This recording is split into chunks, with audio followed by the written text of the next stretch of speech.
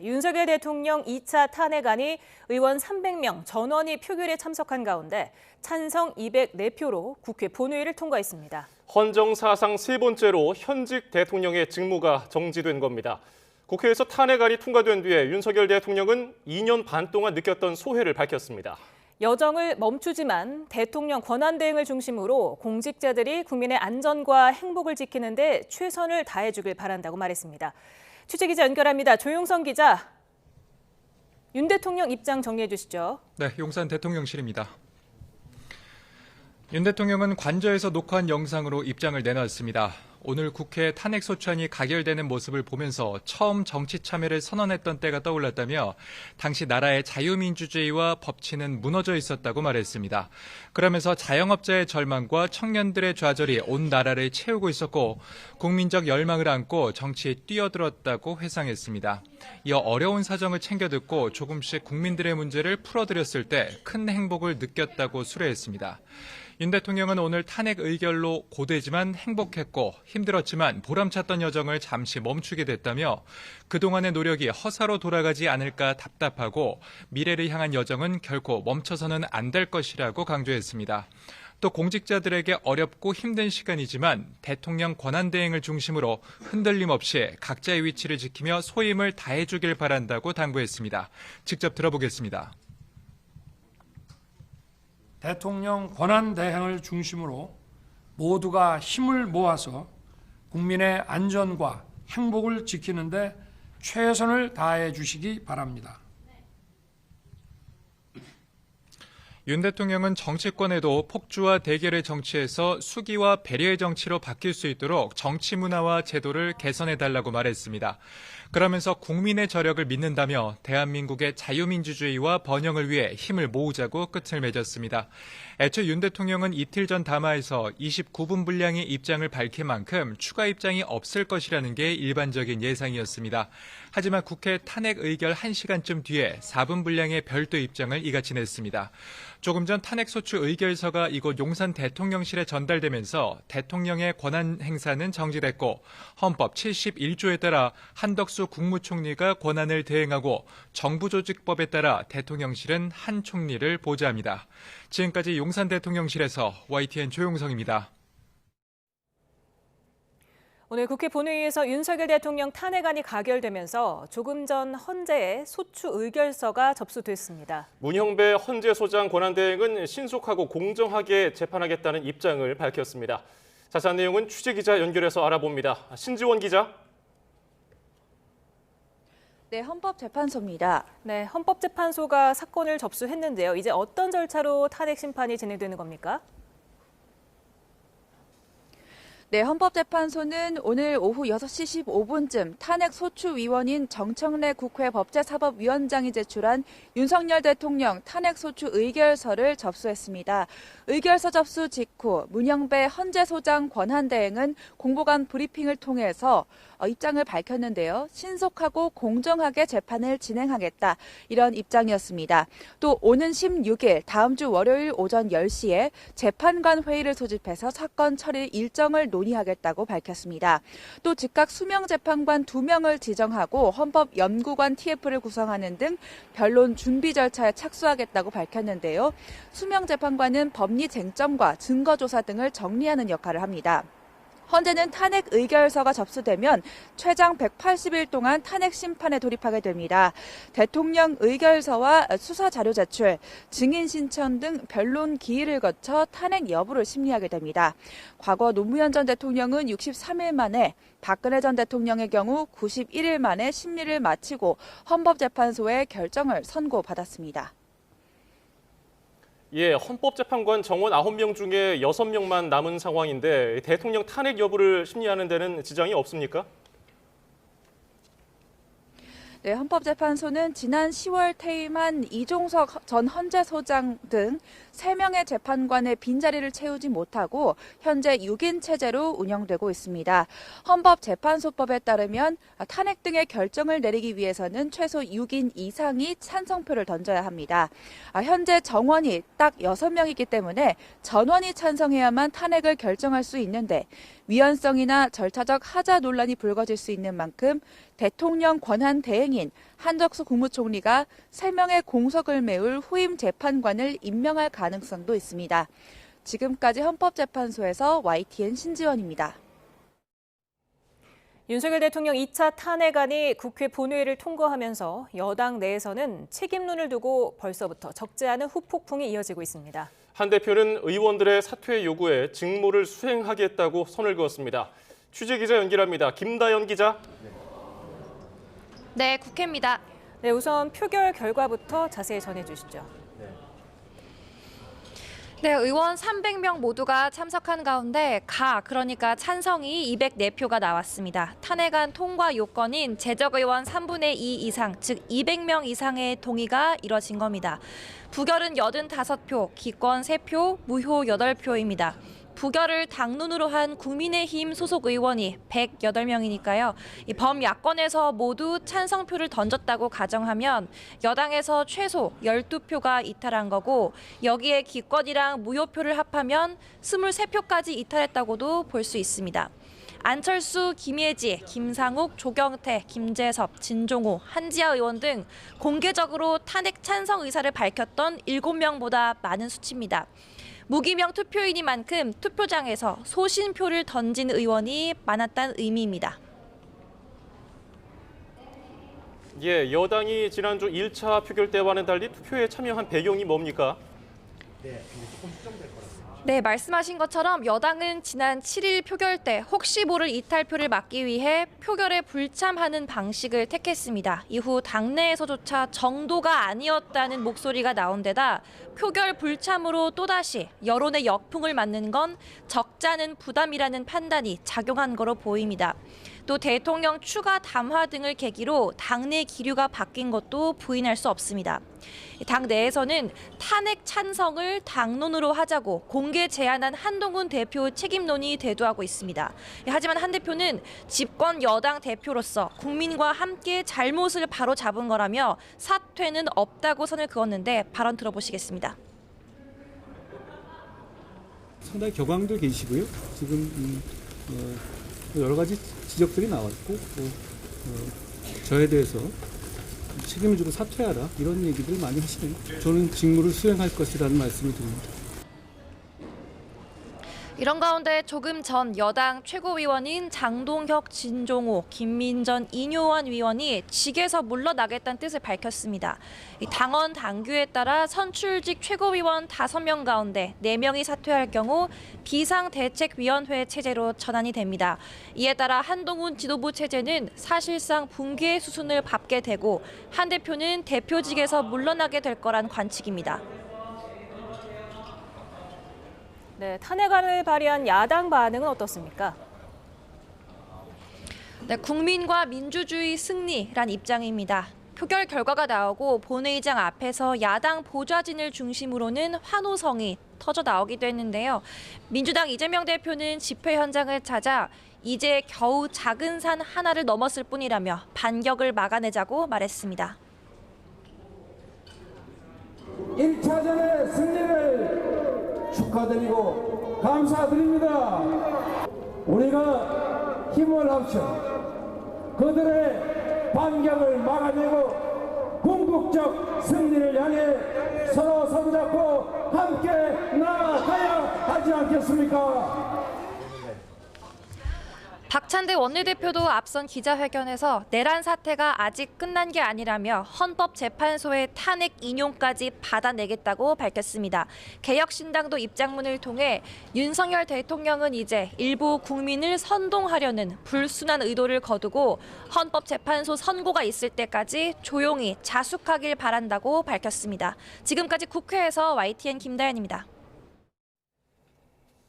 윤석열 대통령 탄핵안이 가결된 직후 여의도 국회 앞에 모인 시민들은 환호했습니다.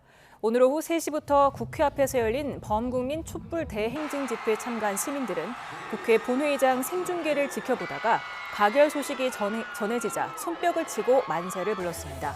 현장에는 소녀시대의 다시 만난 세계 등 K-팝 가요가 울린 가운데 참가자들은 퇴진 집회의 상징이 된 아이돌 응원봉을 흔들며 함성을 질렀고 일부 시민은 얼싸 안으며 눈물을 흘렸습니다. 윤석열 대통령 탄핵안이 가결된 이후 서울 광화문 보수단체 집회 현장에서는 탄식이 터져나왔습니다. 보수단체들이 모인 대한민국 바로 세우기 국민운동본부는 오늘 오후 1시부터 광화문 동화면세점 앞에서 집회를 열었습니다. 탄핵안 가결 직후 현장에서는 헌법재판소의 심리가 이어지는 만큼 아직 탄핵된 건 아니라거나 탄핵안에 찬성한 국민의힘 의원들을 비판하는 목소리가 나왔습니다. 윤석열 대통령 탄핵소추안에 국회의원 전원이 참석한 가운데 찬성 204표로 국회를 넘었습니다. 여당 내 최소 23표 이탈이 나온 것으로 보입니다. 네, 윤석열 대통령은 결코 포기하지 않겠다면서 입장을 내놨는데요. 향후 전국 향방을 김기흥 전 대통령실 대변인 박원석 전 정의당 의원과 함께하겠습니다. 어서 오세요. 안녕하세요. 네, 지금 국민의힘에서 이탈표가 12표로 지금 탄핵을 찬성을 했고요. 네. 무효와 기권까지 합하면 23명이 반대표를 던지지 않았습니다. 어떻게 네. 보셨습니까? 사실 이거에 대해서 뭐 기권하고 무효가 지금 11표 아닙니까? 이거가 찬성이냐 반대냐 그런 부분에 있을 때 국민의힘의 당론은 탄핵 부결이었습니다. 그렇다면 부결을 위한 방법은 반대를 할 수도 있고요. 기권을 할 수도 있고 무효를 할 수 있습니다. 그래서 이른바 이탈이라고 하는 표현이 맞다면 이탈표는 12표입니다. 그러니까 이 부분에 대해서 어떻게 보냐면 한동훈 대표가 사실상 그 계엄이 선포됐을 때 누구보다도 위헌적이고 위법적이라 국민들과 함께 맞겠다 했을 때 계엄 해제 18명이 했습니다. 그리고 최근에 있었던 원내대표 경선 과정에서 김태호 후보 같은 경우는 탄핵 찬성을 얘기했죠. 그때 34표가 나왔습니다. 예. 근데 그런 34표와 앞서 말씀드린 18표에 비했을 때 그리고 한동훈 대표가 공개적으로 투표에 참여를 해서 찬성을 해달라고 했는데 사실상 12표가 나왔다고 한다면 이거는 한동훈 대표의 얘기 부분에서 소위 말해서 리더십이 통하지 않았다 이렇게 얘기를 하고 싶고요. 저는 오늘 뭐 광화문도 있었고 여의도도 지나갔지만 많은 분들이 찬성과 반대를 했습니다. 그래서 저는 개인적으로 대통령이 탄핵되는 이 시점은 사실 어떻게 보면 되풀이되면 안 되는 상황이지 않습니까? 엄중하고 어떻게 보면 좀 슬픈 현실이라고 볼 수 있습니다. 그래서 저는 뭐 야당에서는 정치적 승리라고 얘기를 하시는데 저는 뭐 우리가 이거를 승리했다, 패배했다 이 관점이 아니라 어떻게 보면 대통령은 정치적 어떤 책임을 물었기 때문에 헌재에서 다투면 되는 거고요. 결국은 여야가 민생, 대한민국의 안정감을 줄 수 있도록 하는 부분이 더 중요하다고 봅니다. 예, 박 의원님은 오늘 이 표결 결과 어떻게 보셨습니까? 비상계엄 사태가 있은 지 11일 만에 탄핵 소추까지 국회에서 이루어졌는데요. 그만큼 이제 국민들이 느끼신 충격이 컸고 용납할 수 없는 헌정 체제에 대한 위협이자 도전이다라는 이제 국민의 뜻이 합치됐기 때문에 오늘 국회에서 그런 국민의 의사를 받들어서 탄핵이 이루어졌다고 생각하고요. 그러니까 여당 내의 가결 부결표가 예상과는 조금 다르게 나온 게 아닌가 싶습니다. 이 표결 직전까지만 하더라도 한 20표 이상은 나오지 않겠나 이런 전망들이 우세했는데 예. 여전히 국민의힘의 국회의원들의 생각이 대다수 국민의 생각과는 매우 동떨어져 있다라는 느낌을 받지 않을 수 없고요. 저는 지금 이런 상황에서도 국민의힘의 85명의 국회의원이 반대 의사를 표했다는 것은 이대로라면 이게 내란 동조정당이라는 오명에서 벗어나기가 어렵겠구나라는 생각이 들고 한동훈 대표가 그 계엄 선포 직후부터 위헌 위법적인 그런 계엄이기 때문에 국민과 함께 맞겠다고 했지만 그 뒤에 한동훈 대표가 좀 오락가락하는 모습을 보이면서 당 안팎에서 리더십을 많이 잃은 것 같아요. 이른바 당내 친한계로 분류되는 의원들의 숫자도 어림잡아 한 20여 명이 넘는다고 하는데 그 20여 명조차도 탄핵에 찬성하지 않은 걸로 드러나서 리더십을 행사하기 굉장히 어려워졌고 조금 전에 속보를 보니까 이제 최고위원들이 사퇴해서 예. 사실상 한동훈 지도부 체제는 마감을 하고 비대위 체제로 전환이 될 텐데 여당이 어쨌든 이런 결과를 8년 만에 다시 받아들였는데 어떤 식으로 이 정치적 위기를 극복해야 될지 깊이 고민해야 될 때라고 봅니다. 네, 지금 말씀하신 대로 선출직 최고위원 전원이 지금 사퇴 의사를 밝혔습니다. 국민의힘 의원총회가 지금 진행 중인데요. 한동훈 대표는 사퇴를 안 하겠다고 했지만 이렇게 되면 저절로 한동훈 체제는 붕괴되는 거 비대위 체제로 가는 수순을 밟지 않겠습니까? 그러니까 선출직 최고위원 5명 중에서 4명이 사퇴를 하면 자연스럽게 그게 지도부가 해체되는 상황입니다. 그런 관점에서 저는 근데 한동훈 대표가 구체적으로 어떤 얘기를 했는지 저는 모릅니다. 다만 이 상황은 집권 여당 대표로서 엄중하기 때문에 저는 책임을 좀 통감해야 된다고 봅니다. 그러니까 본인이 지금 계엄에 관련해서 누구보다도 굉장히 선명적인 어떤 메시지를 했다고 손치더라도 지금의 일련의 상황 속에서 대통령이 탄핵됐으면 그거는 제가 볼 때는 권성동 신임 원내대표가 자신의 어떤 거취를 일임한다고 했거든요.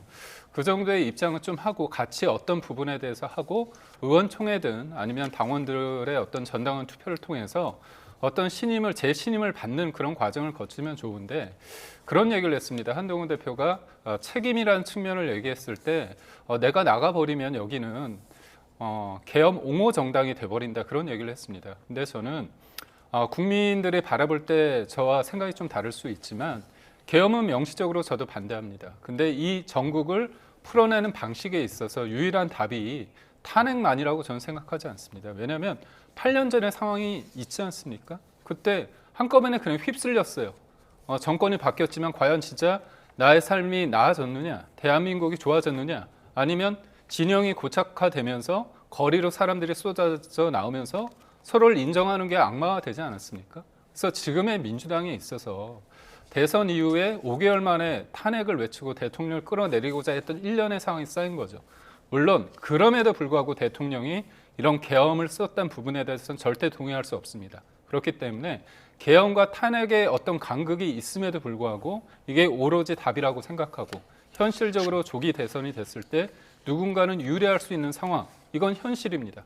그런 측면에서 봤을 때 오로지 탄핵만이 답이라고 하고 본인이 나가버리면 지금의 당은 계엄 동조 정당이 된다는 거는 제가 볼 때는 너무 나간 발언이다 이렇게 생각합니다. 예, 탄핵안이 가결된 이후에 한동훈 대표는 권성동 원내대표가 상당히 격앙됐고 한동훈 대표의 대표직 사퇴를 요구했다는 점을 밝혔거든요. 비대위 체제 전환 여부에서는 시간을 두고 보자고 했었는데 이거 어쩔 수 없이 그러면은 권성동 원내대표가 중심으로 향후 수습을 하게 될까요? 지금 권성동 원내대표마저 물러나게 되면 지도부 공백 사태가 오는데요. 권성동 원내대표가 어제 선출됐지 않습니까? 예. 그 선출의 배경은 이런 상황이 왔을 때 비대위 체제로 전환할 수 있다라는 걸 염두에 두고 저는 선출이 됐다고 봅니다. 아마도 이제 권성동 원내대표 중심으로 이후에 비대위 체제가 가지 않을까 이렇게 예상이 되는데 그 체제가 국민들이 보기에 얼마나 정당성을 인정받을까. 그러니까 지금 국민의힘의 의원들이나 국민의힘의 그 구성원들은 자기들만의 성에 빠져 있는 것 같아요. 그러니까 8년 전에 탄핵 트라우마를 얘기하는데 그거는 국민의 트라우마나 국민이 느끼는 무질서가 아니었습니다. 그 정당의 트라우마였고 그 정당의 무질서였고 당시에 휩쓸렸던 것은 탄핵이 됐음에도 불구하고 여전히 박근혜 전 대통령을 옹호하던 그런 친박들로 인해서 당이 분당되고 그러면서 휩쓸려서 국민들로부터 버림받았던 거거든요. 저는 지금도 마찬가지라고 봅니다. 이게 단순히 비상계엄 사태가 아니고 내란입니다.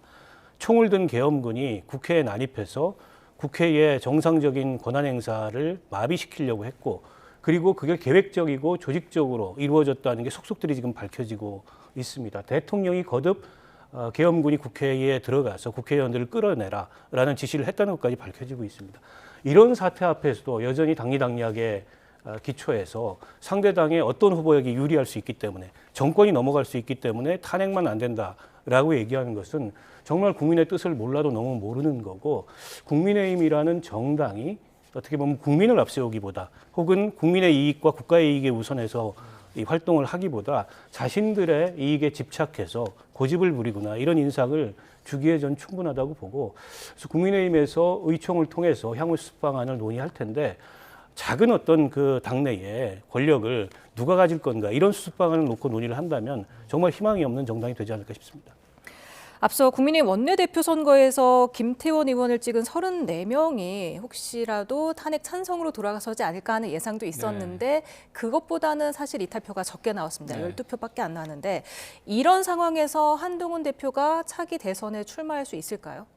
저는 그렇습니다. 한동훈 대표가 어떤 구체적으로는 잘못을 지금 논하고 있는 건 아니라고 봐요. 그러니까 당대표이기 때문에 집권 여당의 대표이기 때문에 대통령이 탄핵을 받았다는 그 엄중한 상황, 그렇다면 일련의 도의적 정치적 책임이 있는 거 아닙니까? 그럴 때는 대승적으로 자기의 어떤 책임을 얘기하고 어떤 거취에 대해서 일임을 하면 됩니다. 거기에서 구체적인 거를 그런 과정을 통해서 의원총회에서 그걸 따지면 됩니다. 근데 이거에 대해서 난 물러서지 않는다. 이거는 나는 괜찮다. 이렇게 한들 아주 솔직하게 제가 말씀드리겠습니다. 한동훈 대표하고 대통령의 사이 누가 부인할 수 있겠습니까? 물론 잘못에 대해서 비판을 할 수 있죠. 그리고 차별화할 수 있습니다. 그렇지만 그간의 상황에 대해서는 본인도 책임이 있는 거 아닙니까? 그런 측면에서 얘기를 하는 겁니다. 왜 여기에서 대승적으로 보지 못하고 내가 책임을 인정하면 쫓겨난다. 아니 남들 진정호 최고나 그다음에 장동혁 최고 같은 경우는 지금 사임을 했잖아요. 이걸 무너뜨리기 위한 방식이 아닙니다. 그리고 최근에 권성동 신임 원내대표가 임요한 최고를 만나서 사퇴하지 말라고 그런 얘기를 했다고 합니다. 그게 쇼인지 진정성이 있는지 모르겠지만 저는 이런 상황이 됐을 때 얼굴 듣기 좀 부끄러운 거 아닙니까? 그렇다면 당대표가 뭡니까? 대통령도 잘못하면 책임을 지는 거잖아요. 그렇죠? 정치적 책임을 탄핵이란 과정을 통해서 거친 거 아닙니까? 그렇다면 한동훈 대표가 만약에 대통령이 되고자 한다. 그렇다면 좀 크게 생각하셔야죠. 여기에서 당대표를 고집하는 게 아니라 내가 큰 틀에서 사고해서 내가 책임을 인정하고 그렇다면 그 다음에 기회가 있는 겁니다. 왜 이렇게 여기에 연연한지 잘 모르겠습니다. 예, 잠시만요. 죄송합니다. 저희가 현장 좀 연결해 보겠습니다. 공고하게 생각합니다. 권성동 원내대표 탄핵을 찬성하는 발언입니다. 국민이나 탄핵을 반대하는 국민 모두 나라를 사랑하는 마음은 같습니다. 다만 그 방법이 다를 뿐입니다. 대한민국의 아픈 역사를 반복하게 돼서 정말 마음이 아픕니다. 탄핵 소추안이 가결되었기 때문에 지금부터는 헌법재판소의 시간입니다. 헌법과 법률이 정한 절차에 따라 공정한 결정이 이루어지기를 기대합니다. 국민의 일상을 회복하기 위하여 여야도 극한적인 대립을 지양해야 합니다. 대신인도 제고, 민생 안정 등 산적한 문제가 많습니다. 이제 권한대행 체제가 출범합니다. 민주당은 장관 탄핵을 남발하거나 입법 독재로 국정을 마비시키는 일을 하지 말기를 바랍니다. 이상입니다. 대표님, 국회의원 5분 사회 맞춰서 권한대행 체제로 가시는 건가요? 네, 권성동 국민의힘 신임 원내대표의 발언 들으셨습니다. 아픈 역사를 반복하게 돼서 마음이 아프다. 그리고 이제는 헌재의 시간이다. 공정한 결정을 기대한다고 했습니다. 예, 오늘 탄핵안 가결 이후에 임시 국무회의를 소집하고 총리 주재로 이제 회의를 진행하는 내용이 아까 예정돼 있었는데요. 관련된 모두 발언이었고요. 잠시 뒤에 메시지가 나오거나 그러면 저희가 바로 현장 연결해서 전해드리도록 하죠. 네, 이제 권성동 원내대표가 조금 전에 이제는 헌재 시간이다 이렇게 말하지 않았습니까? 이제부터는 어떤 식으로 흘러가게 됩니까? 어떤 절차를 밟게 됩니까? 일단 헌법재판소의 그 심의가 시작이 될 거고 오다가 이제 뉴스를 잠깐 봤더니 문영배 헌법재판소 소장 대행이 신속하게 재판 절차를 진행하겠다 이런 입장을 밝혔고요.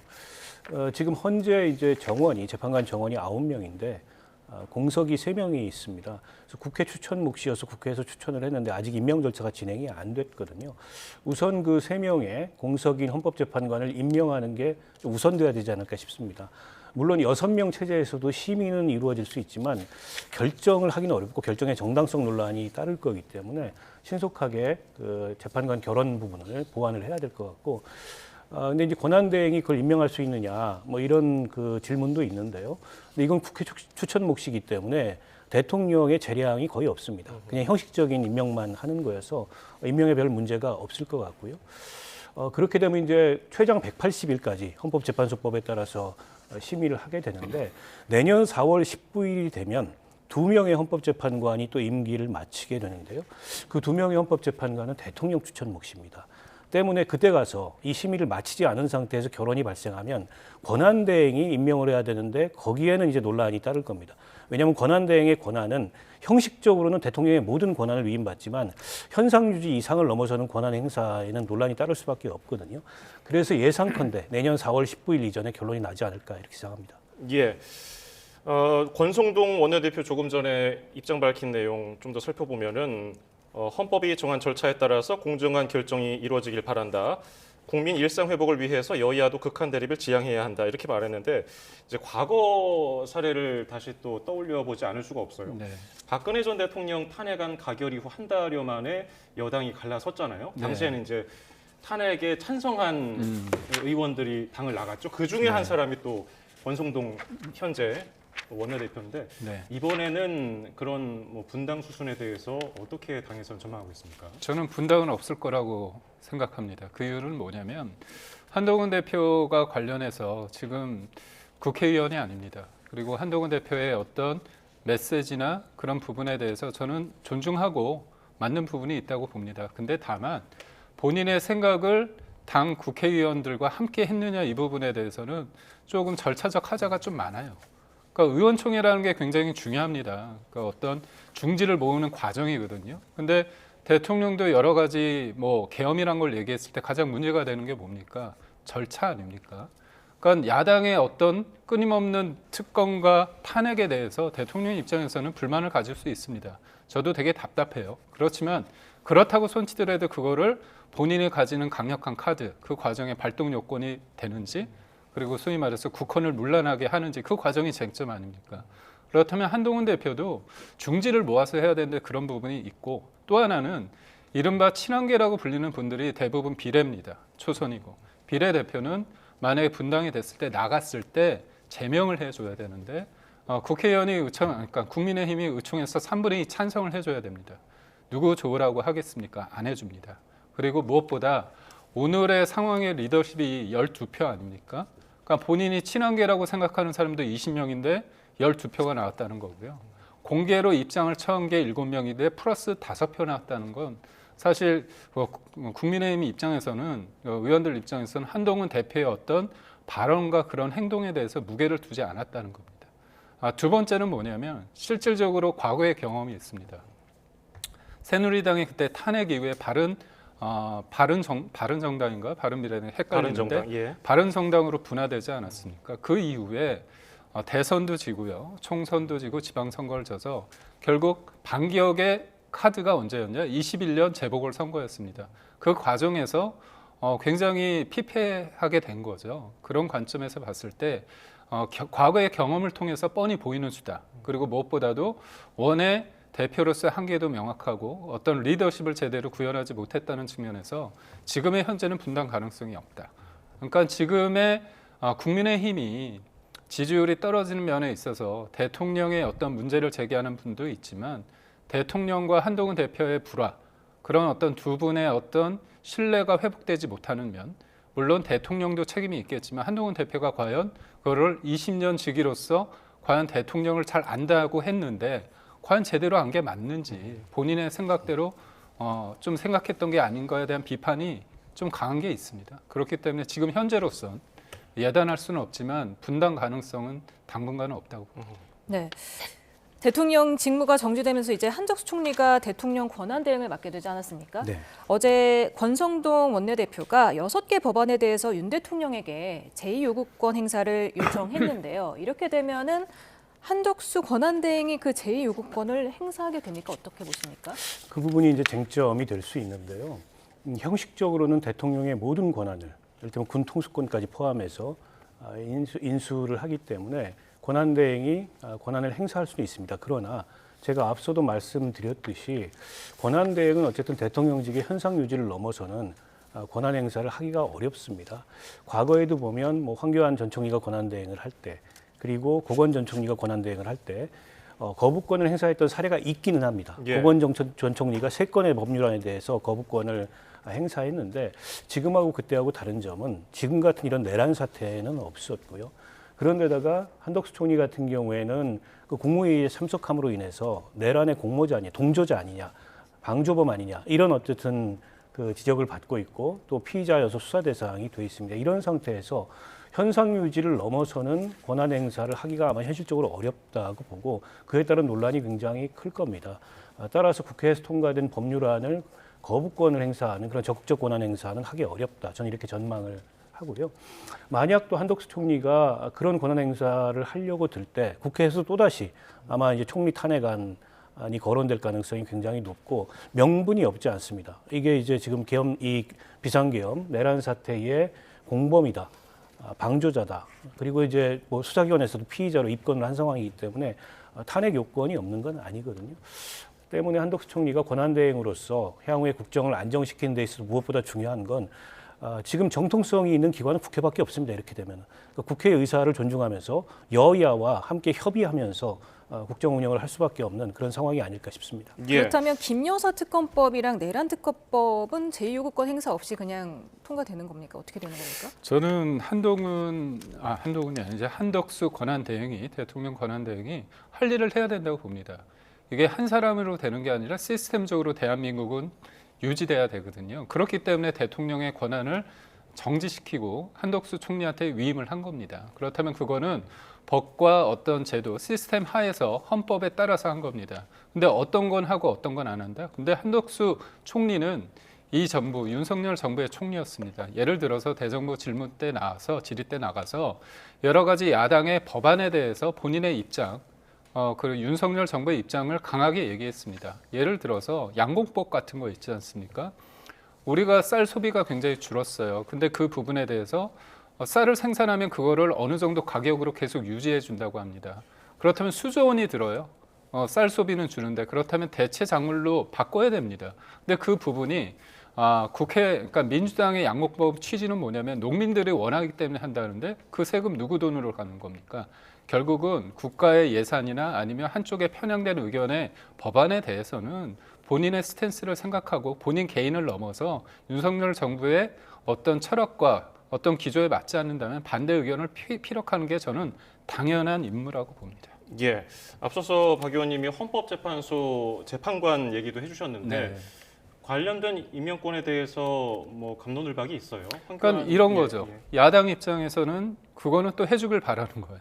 그렇지 않습니까? 지금 6명의 헌법재판관이 있습니다. 그렇다면 대통령, 윤석열 대통령의 어떤 추천이 한 분이 계시고요. 또 조희대 대법원장이 했던 한 분이 있습니다. 이른바 약간 보수 쪽으로 생각되는 분이 아닙니까? 그렇다면 6명은 무조건 6명이 다 찬성을 해야지 인용이 되는 겁니다. 근데 민주당 입장에서는 뒤늦게 추천을 하지 않았을까? 2명? 그다음에 국민의힘도 1명을 하는 거죠. 불리하니까 헌법재판관을 임명을 해서 뭔가 정상화시키려고 해요.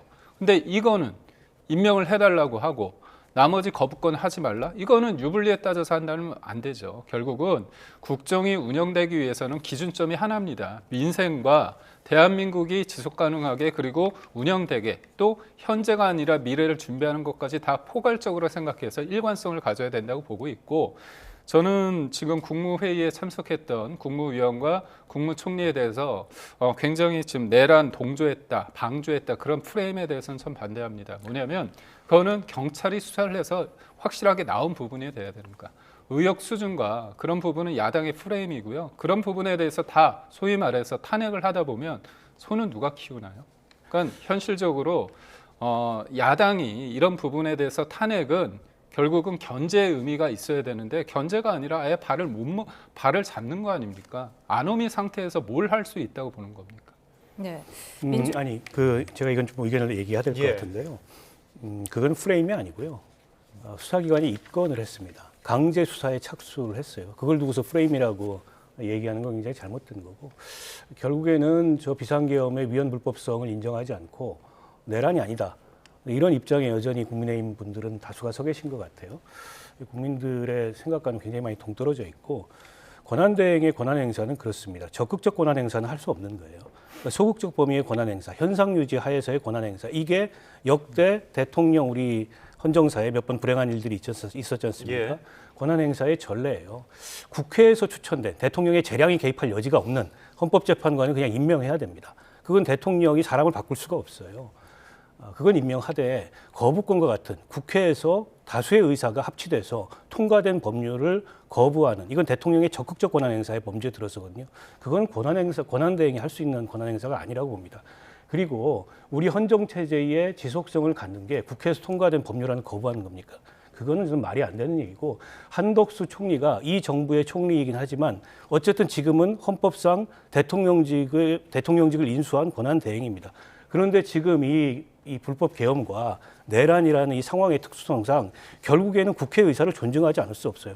거기에 연루돼 있는 이 총리가 자기 마음대로 국정 권한을 행사한다는 걸 누가 용납할 수가 있겠습니까? 제가 한 말씀만 드려도 될까요? 예. 그러니까 국회를 무시하고 일방적으로 거부권, 제2요구권을 남발하라는 게 아니고요. 필요한 상황이 있을 때 사실 그렇습니다. 여야를 넘어서 뭐 양국법이나 여러 가지 논란이 되는 법안 관련해서는 저는 그런 거는 입장을 표명하는 게 맞고 제2요구권은 뭐냐면 3분의 2 의결로 국회에다 다시 제1을 요구하는 겁니다. 거기에서 통과되면 통과되는 거 아닙니까? 그렇기 때문에 국회의 어떤 의사를 존중하는 한 또 다른 형태입니다. 그렇다면 양국관리법 외에 김여사 특검법, 내란 특검법도 제2요구권을 행사해야 된다고 보시는 겁니까? 저는 그 부분에 있어서는 여러 가지 좀 감안을 하겠죠. 국민 눈높이에서 하는 부분이 있고 사실 탄핵이 돼 있고요. 탄핵이 된 상태에서 헌재에서 지금 법적 다툼이 있을 거고 대통령이 누구보다도 본인이 현장에 나와서 얘기를 한다고 합니다.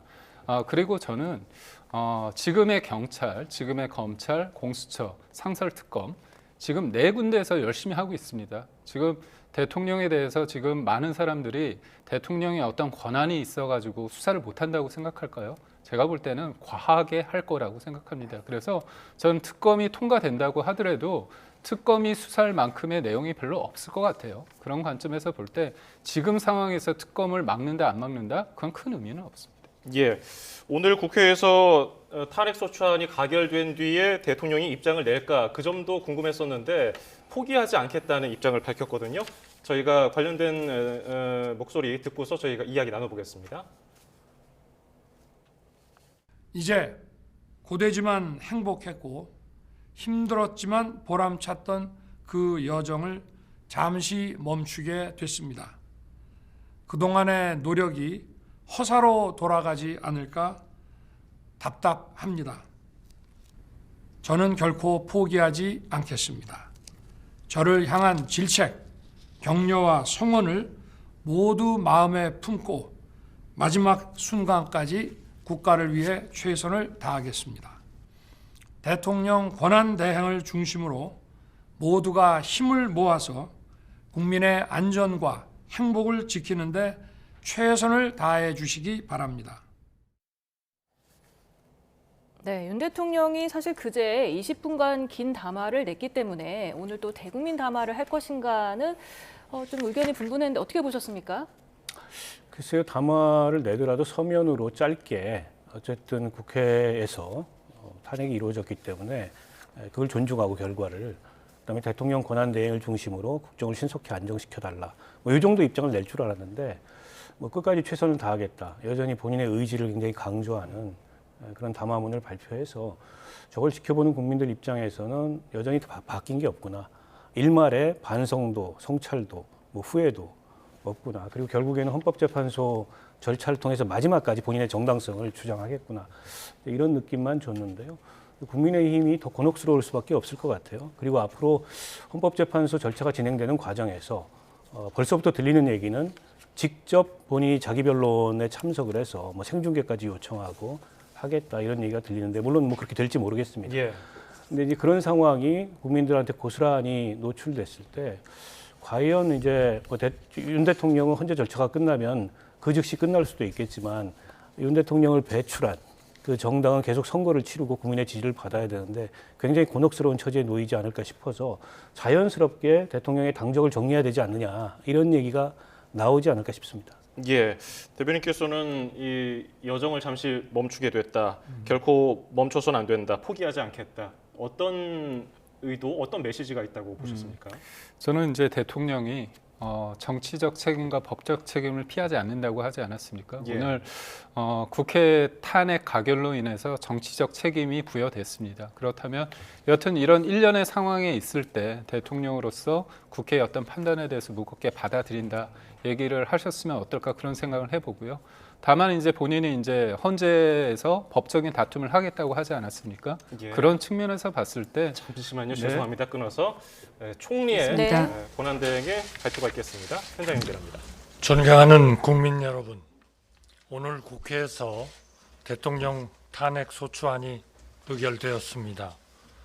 저는 대한민국 국무총리로서 우리 국민이 처한 현 상황과 그에 이르게 된 전 과정에 대해 무거운 책임을 통감하고 있습니다. 국민 여러분께 진심으로 송구스럽다는 말씀을 드립니다. 국민 여러분, 지금 무엇보다 중요한 것은 국정에 있어서 한치의 공백도 있어서는 안 된다는 것입니다. 지금 대한민국이 직면한 대내외적인 여건은 매우 어렵습니다. 경제와 통상 환경의 불확실성이 커지고 있습니다. 내수 부진으로 인한 서민들의 고통이 적지 않습니다. 경기 하방 위험 확대에 대한 우려도 커지고 있습니다. 정치 상황으로 인한 국민들의 불안과 우려도 매우 높습니다. 정부는 이러한 난관을 극복하고 국민 여러분의 일상에 미치는 영향을 최소화할 수 있도록 최선을 다하겠다는 말씀을 드립니다. 굳건한 안보 태세를 확립하고 대외 신뢰를 안정적으로 관리해 나가겠습니다. 한미, 한미일, 그리고 우리의 우방과의 신뢰를 유지하는 데 전 내각이 최선을 다하겠습니다. 비상경제 대응 체계를 강화하여 금융, 외환시장이 원활하게 작동하도록 만전을 기하겠습니다. 치안 질서를 확립하고 취약계층을 위한 맞춤형 지원 방안을 마련하고 각종 재난에도 철저히 대비하겠습니다. 정부가 먼저 자세를 낮추고 국회와 긴밀히 소통하고 협조를 얻어 국제사회의 신뢰를 유지하고 국민 여러분들께서 안심하실 수 있도록 하겠습니다. 모든 공직자 여러분께도 간곡히 당부드립니다. 지금 이 순간 우리 앞에는 정상적이고 안정적인 국정 운영이라는 절체절명의 과제가 놓여 있습니다. 나라가 위기를 넘길 수 있도록 여러분과 제가 힘을 합쳐 수행해야 하는 중대한 소임입니다. 엄중한 상황인 만큼 각자의 자리에서 맡은 바 책임을 다해 주실 것을 믿고 있습니다. 흔들림 없는 정부 운영이 될 수 있도록 맡은 바 역할에 한치의 소홀함 없이 임해 주시기 바랍니다. 국민 여러분, 대한민국은 1997년 외환위기, 코로나19 팬데믹 등 많은 위기를 겪었지만 그때마다 더 강해져서 일어났습니다. 우리 국민은 단합된 힘과 슬기로 우리 앞의 어려움을 극복해 왔습니다. 많은 국민들의 헌신으로 민주주의가 헌법에 따라 굳건하게 작동하고 있으며 경제의 펀더멘털도 변함없이 견고합니다. 지금의 상황도 나라의 주인이신 국민 여러분의 성숙한 민주주의 의식과 정부의 책임 있는 대응을 통해 반드시 헤쳐나갈 수 있다고 믿습니다. 국가의 안위와 국민의 일상이 흔들리지 않도록 철저하게 헌법과 법률에 따라 안정된 국정 운영에 만전을 기하겠습니다. 그것이 제 긴 공직 생활의 마지막 소임이자 가장 중대한 임무라고 믿고 있습니다. 전력을 다하겠습니다. 감사합니다.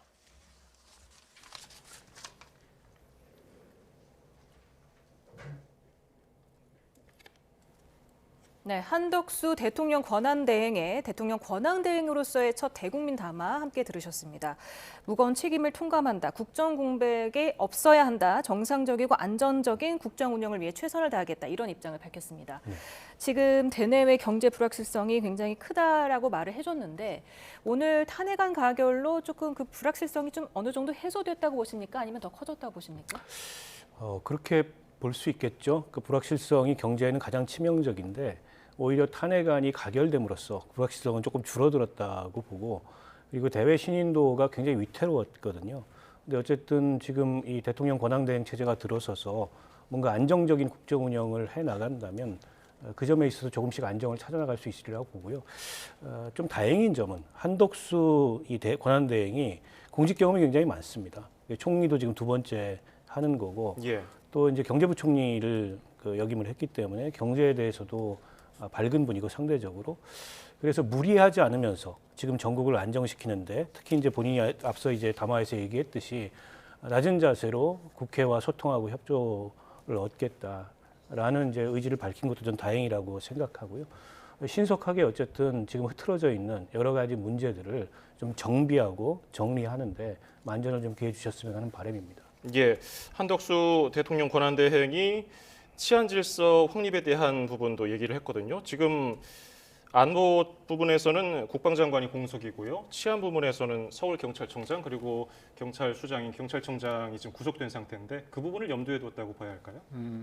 그런 부분에 대해서 만약에 본인이 이제 권한대행으로서 임명권이 있지 않습니까? 그 부분에 대해서 만약에 한다면 이게 뭐 한두 달 끝나는 게 아니지 않습니까? 국정에 있어서 한치의 공백도 없어야 되는데 앵커께서 말씀하신 것처럼 치안의 수장이라고 할 수 있는 뭐 청장, 차장까지 지금 없는 상황이고 국방부 장관도 그렇고 그렇다면 저는 여야가 뭔가 합의를 하고 그다음 권한대행이 만나가지고 이런 필요한 어떤 자리에 있어서는 하면 어떨까 그런 부분을 생각합니다. 그리고 어차피 이게 인사청문회가 또 통과돼야 되지 않습니까? 그렇다면 뭐 거국 내각이란 건 너무 크게 뭐 큰 범주긴 하지만 야당이 추천하는 인사에 대해서 여당도 좀 받아들이고 그래서 이런 부분은 좀 같이 만들어가야 되는 거고 사실 그렇습니다. 이제 대통령이 어떤 헌재 판단을 통해서 기각이 될 수도 있고 인용이 될 수 있습니다. 뭐 조기 대선이 현실화될 수도 있는 부분이 있는데 그때 모든 것들이 지금은 비상이고 그때 새로운 리더십이 만들려고 생각하지 말고요. 지금도 권한대행 체제 속에서 지금의 문제점을 하나하나 풀어가면서 국정이 유지되고 대한민국이 지속 가능한 발전이 있고 민생이 되는 그런 과정에 있어서 저는 뭐 지금은 준비 기간이고 나중에 뭐 새롭게 된다기보다는 지금부터 문제를 해소하는 게 중요하다고 봅니다. 네, 아까 말씀드렸던 그 김여사 특검법이나 내란 특검법에 대해서 한덕수 권한대행이 제2구권을 만약에 발동하면 야당이 탄핵을 좀 발의할 수 있을까요?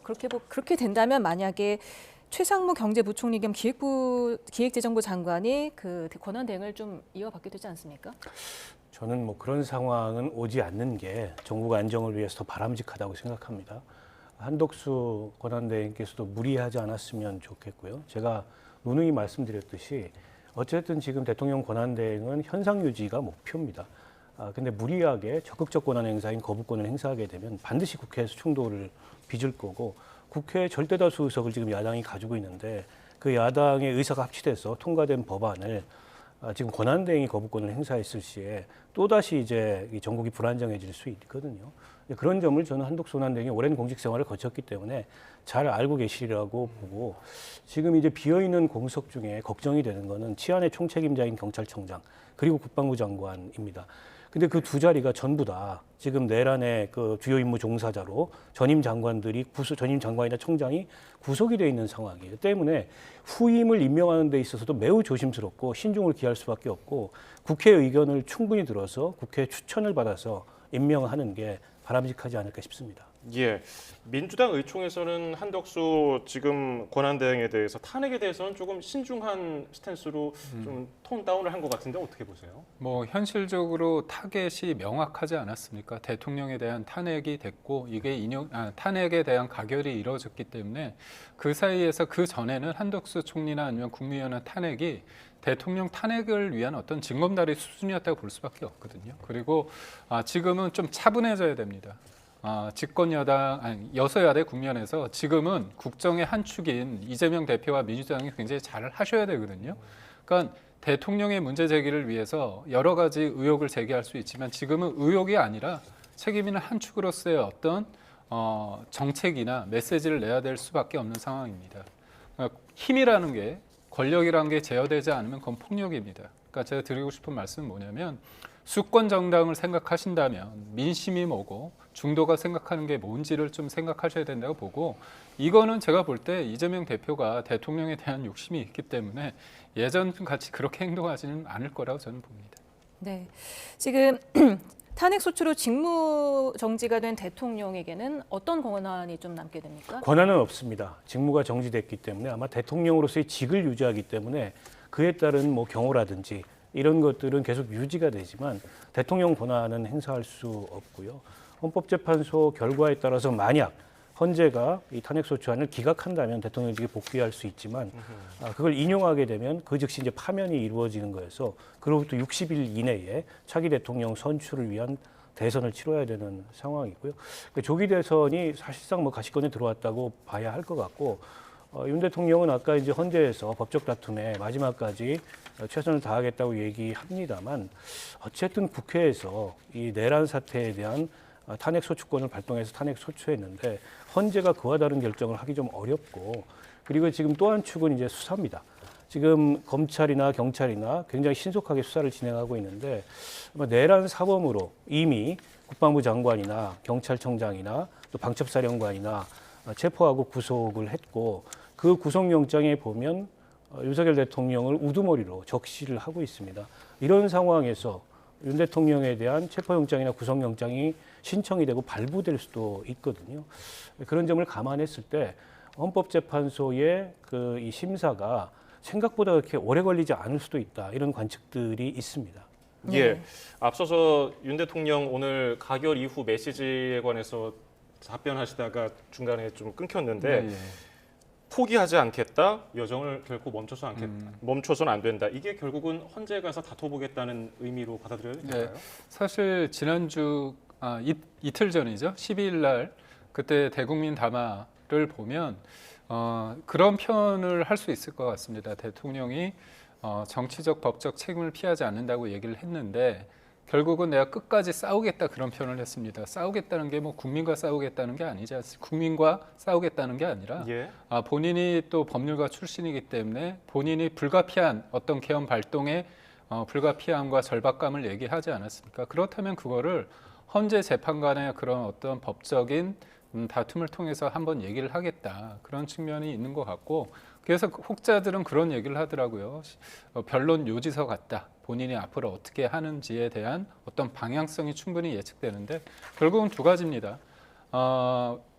계엄이란 것들은 뭐 전시나 사변이나 그런 거 플러스 국가 비상사태 아닙니까? 국가 비상사태라는 측면에서 봤을 때 지금의 야당이 그러니까 저는 이제 그 표현을 그렇게 씁니다. 우리가 가랑비에 옷 젖는다 그런 표현이 있지 않습니까? 그러니까 대통령이 되고 나서 야당이 5개월 만에 탄핵을 얘기하기 시작했고요. 우리가 다 알지 않습니까? 감사원장, 뭐 서울중앙지검장, 그다음 국무위원들 수많은 어떤 탄핵을 얘기했습니다. 그러니까 한 개인의 탄핵을 넘어서 사실상 국가기관을 무력화시키는 상황, 그다음에 감행 예산, 그다음에 본인의 사법 리스크를 줄이기 위한 어떤 위인설법이라고 하죠. 선거법도 사실상 허위사실 공표도 없애려고 하고 그다음에 벌금 100만 원 이상이면 피선거권 박탈인데 그걸 1000만 원으로 높이려고 하는 이런 거는 저도 사실 이제까지 저도 한때 기자였지만 20년 기자 생활에서 그런 적이 없었습니다. 결국 이런 상황을 봤을 때 대통령은 문제가 있다고 본 거죠. 근데 다만 그런 것들을 해결하는 과정이 계엄이라는 측면에서 불가피한가? 저는 개인적으로 동의는 안 하지만 대통령이 불가피하다는 그런 것들이 헌재에서 어떻게 받아들일지 그리고 또 하나는 결국은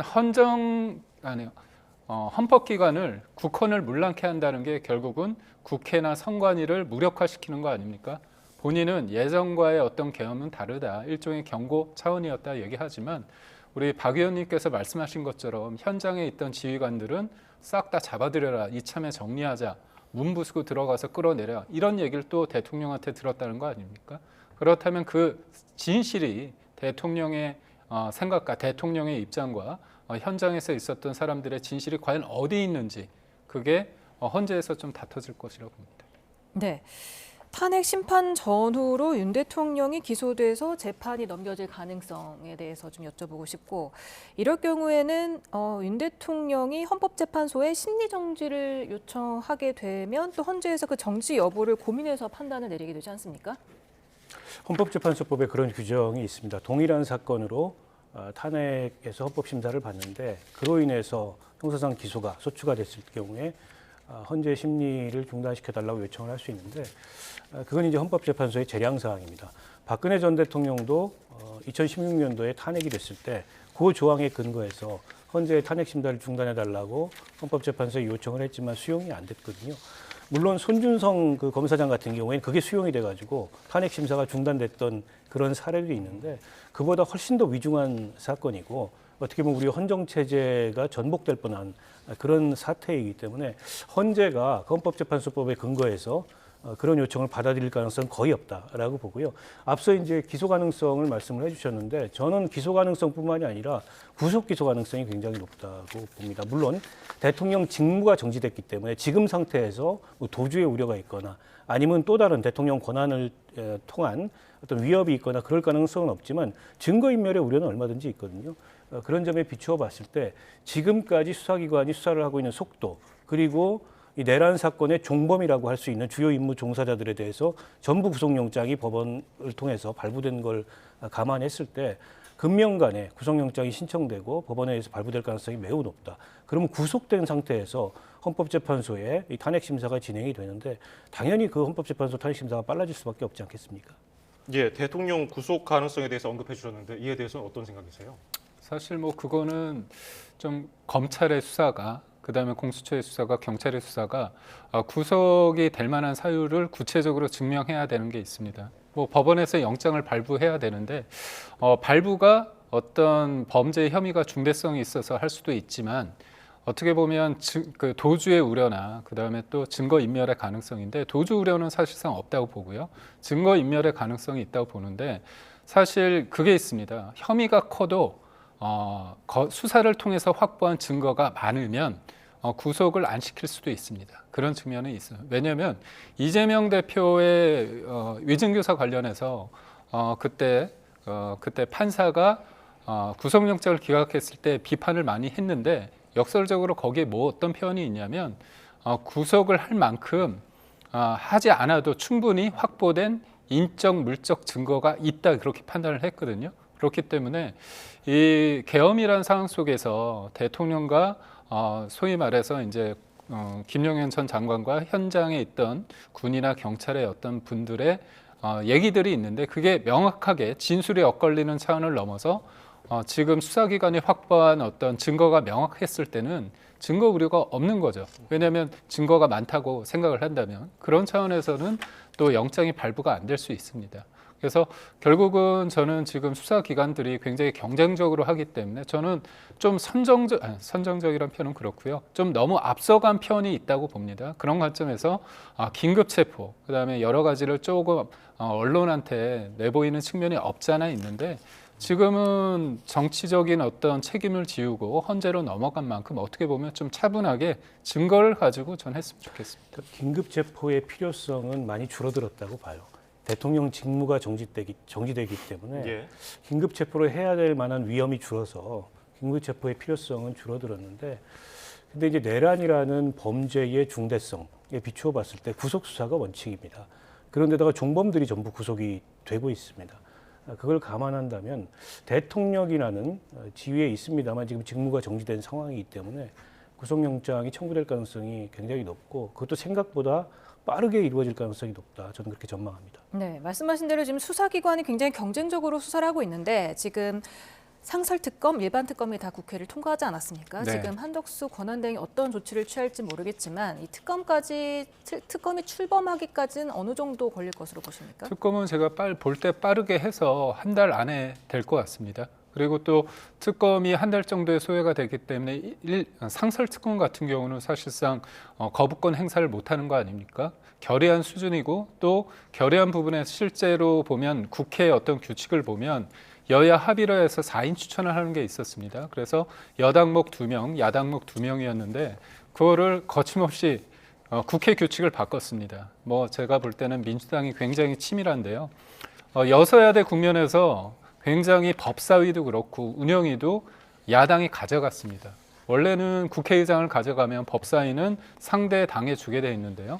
국회의장뿐만이 아니라 법사위 운영위까지 다 가져갔는데 그 이유가 어떻게 보면 이런 상설 특검에 있어서의 국회 규칙을 운영해서 바꾸고 그걸 통과시키는 어떤 치밀함을 보였기 때문에 본인들이 원하는 특검은 당연히 추천을 봐서 할 수밖에 없는 상황이기 때문에 저는 앞서 말씀드렸지만 뭐 검찰이나 경찰, 공수처 일반 상설 특검을 통한 여러 가지 어떤 수사가 본격적으로 이루어지는 만큼 그 그 이후에 만약에 출범하는 특검 쪽에 다 내용을 넘기면 됩니다. 예.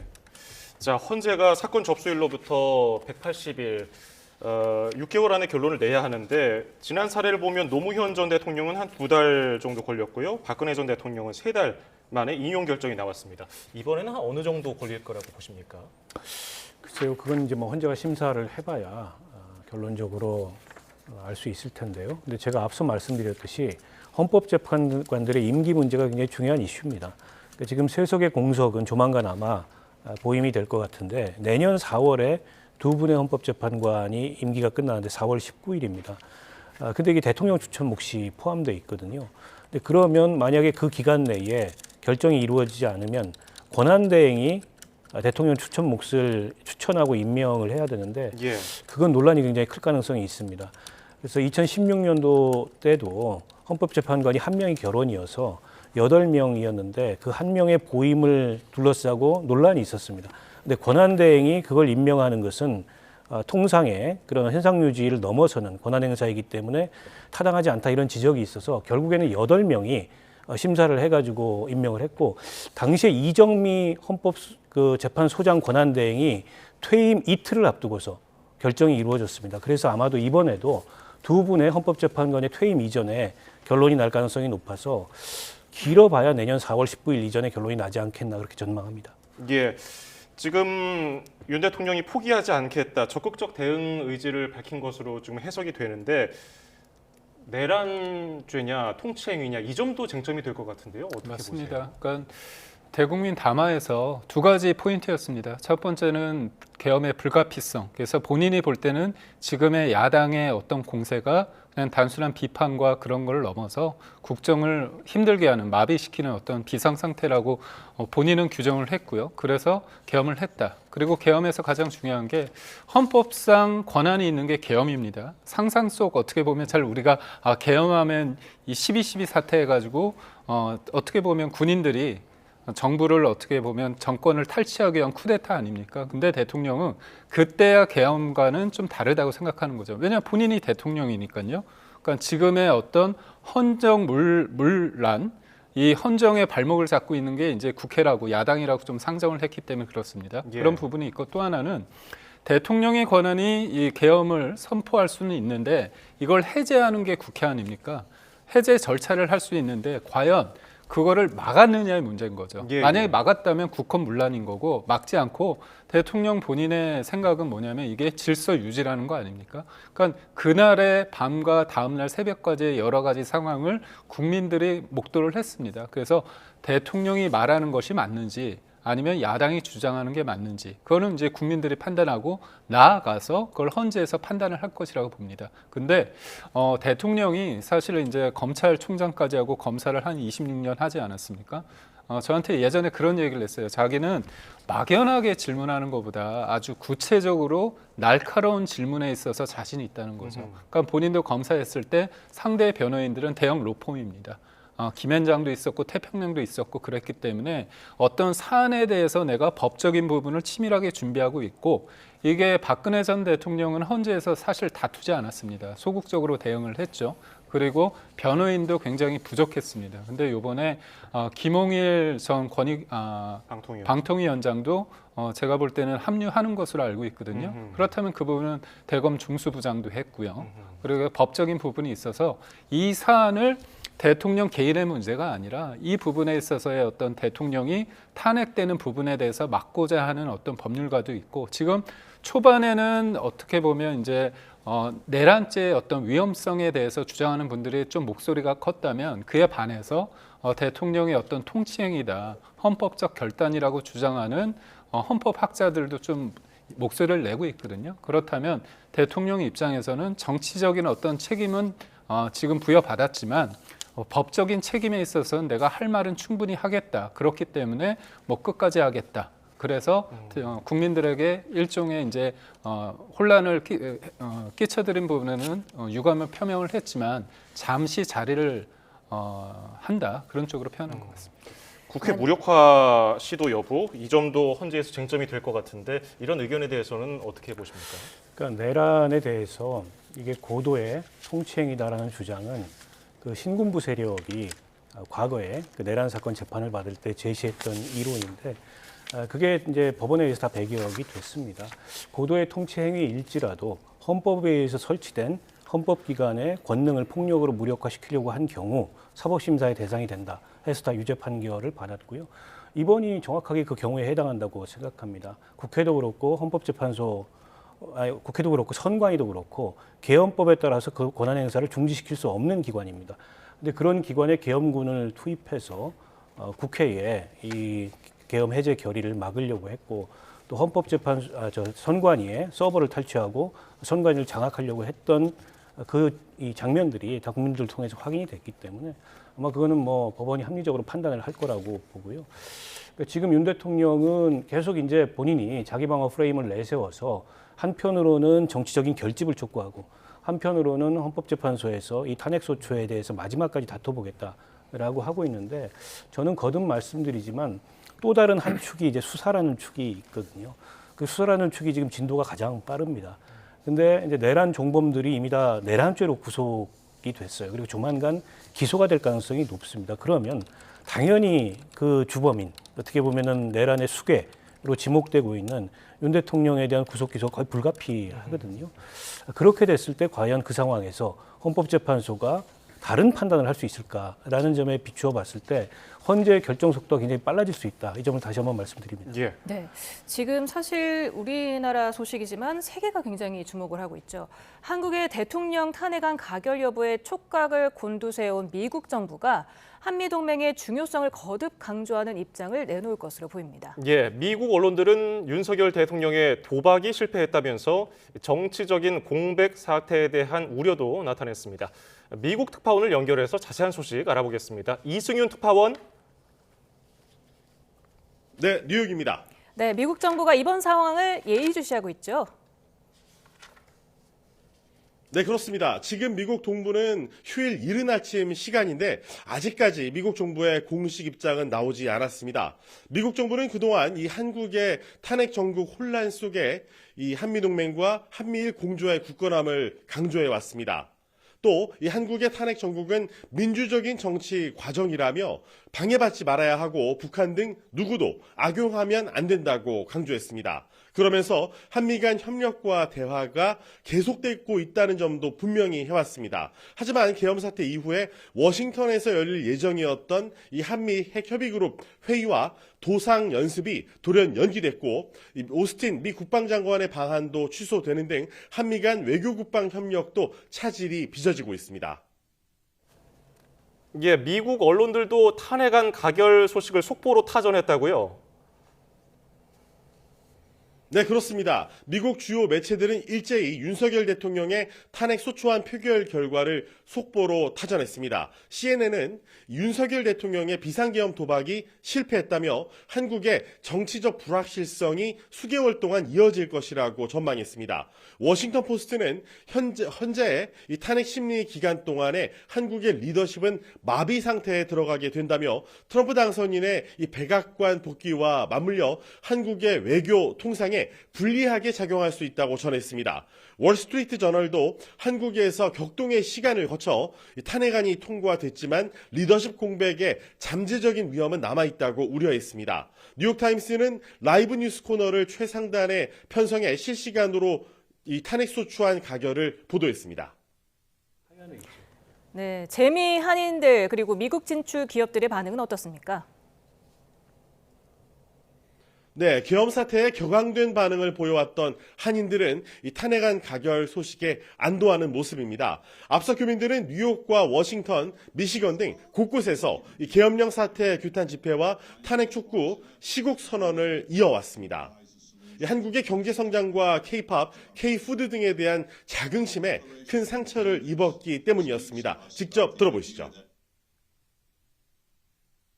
진보냐 보수냐 이런 정치 성향을 떠나서 민주주의의 근간이 좀 흔들린다는 그런 느낌이 들었고, 그리고 저는 미국에 있지만 대한민국 국민으로서 이게 굉장히 안타깝다고 생각이 들어가지고 네, 그래서 나오게 됐습니다.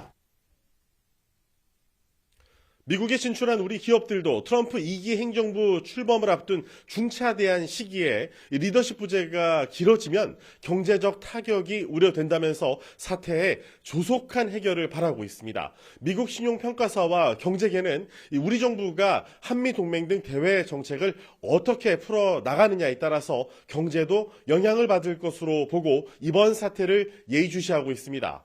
지금까지 뉴욕에서 YTN 이승윤입니다.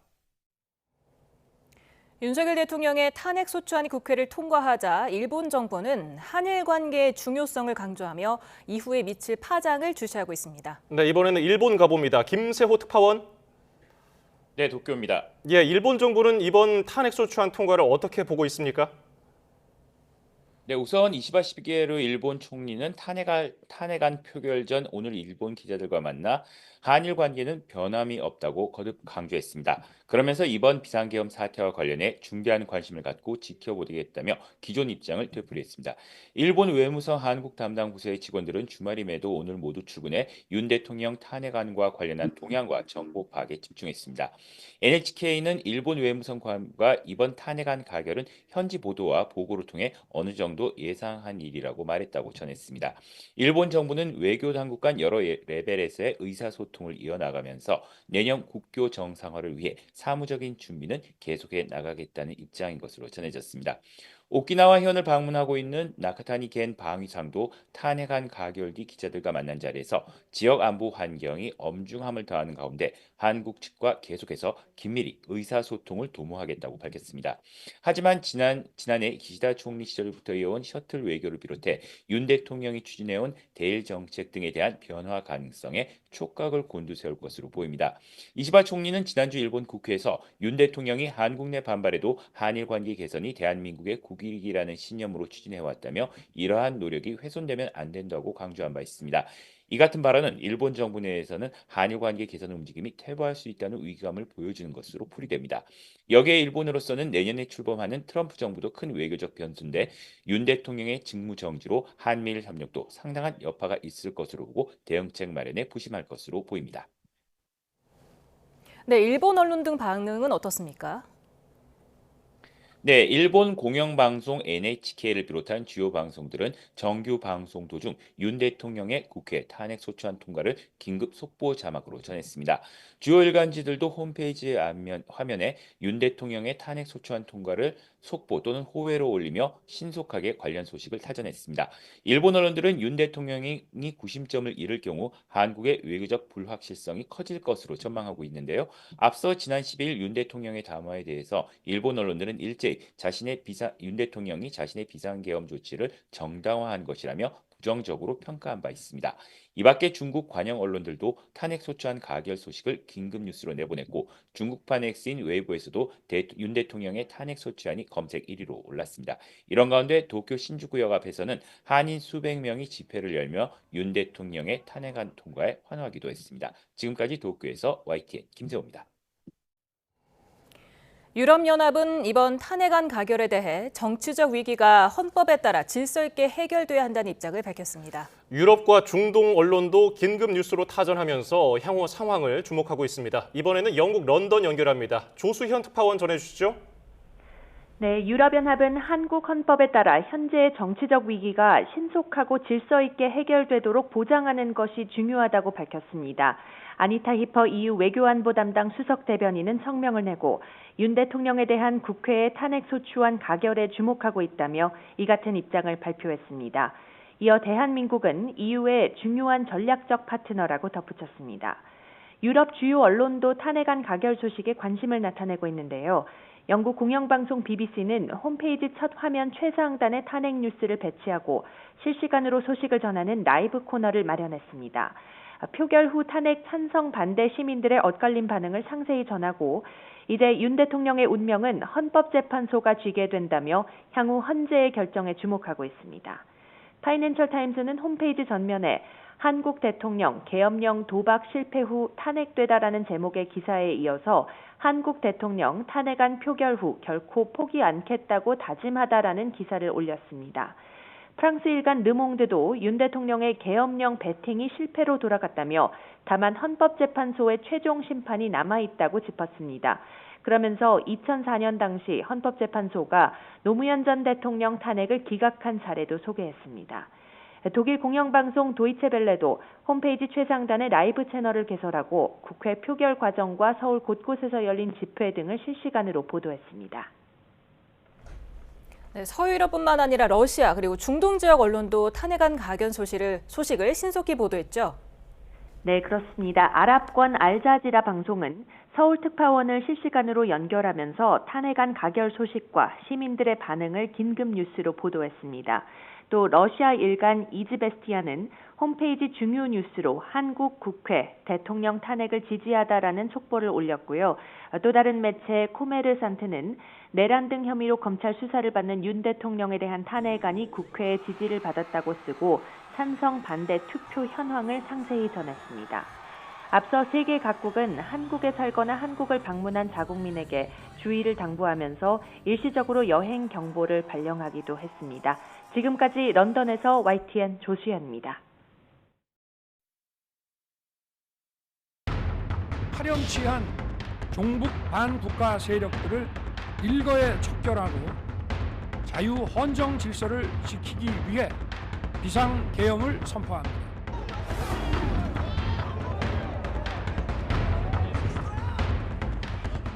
재석 190인 중 찬성 191으로서 비상계엄 해제 요구 결의안은 가결되었음을 선포합니다.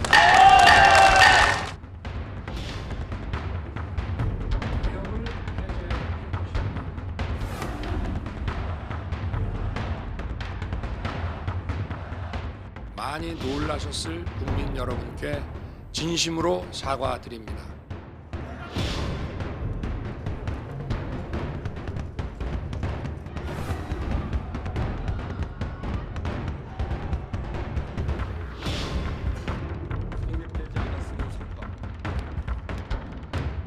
국가의 중대사를 놓고 가부를 판단하는 민주적 절차조차 판단하지 못한 것입니다.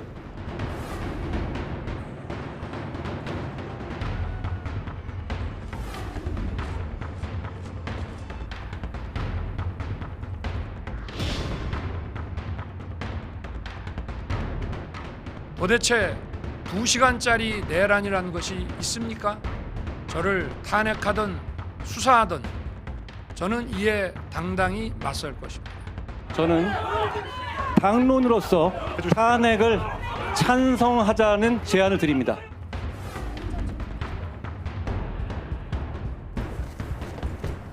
(2024년 12월 14일) 우리는 국민이 나라의 주인임을 다시 선포할 것입니다.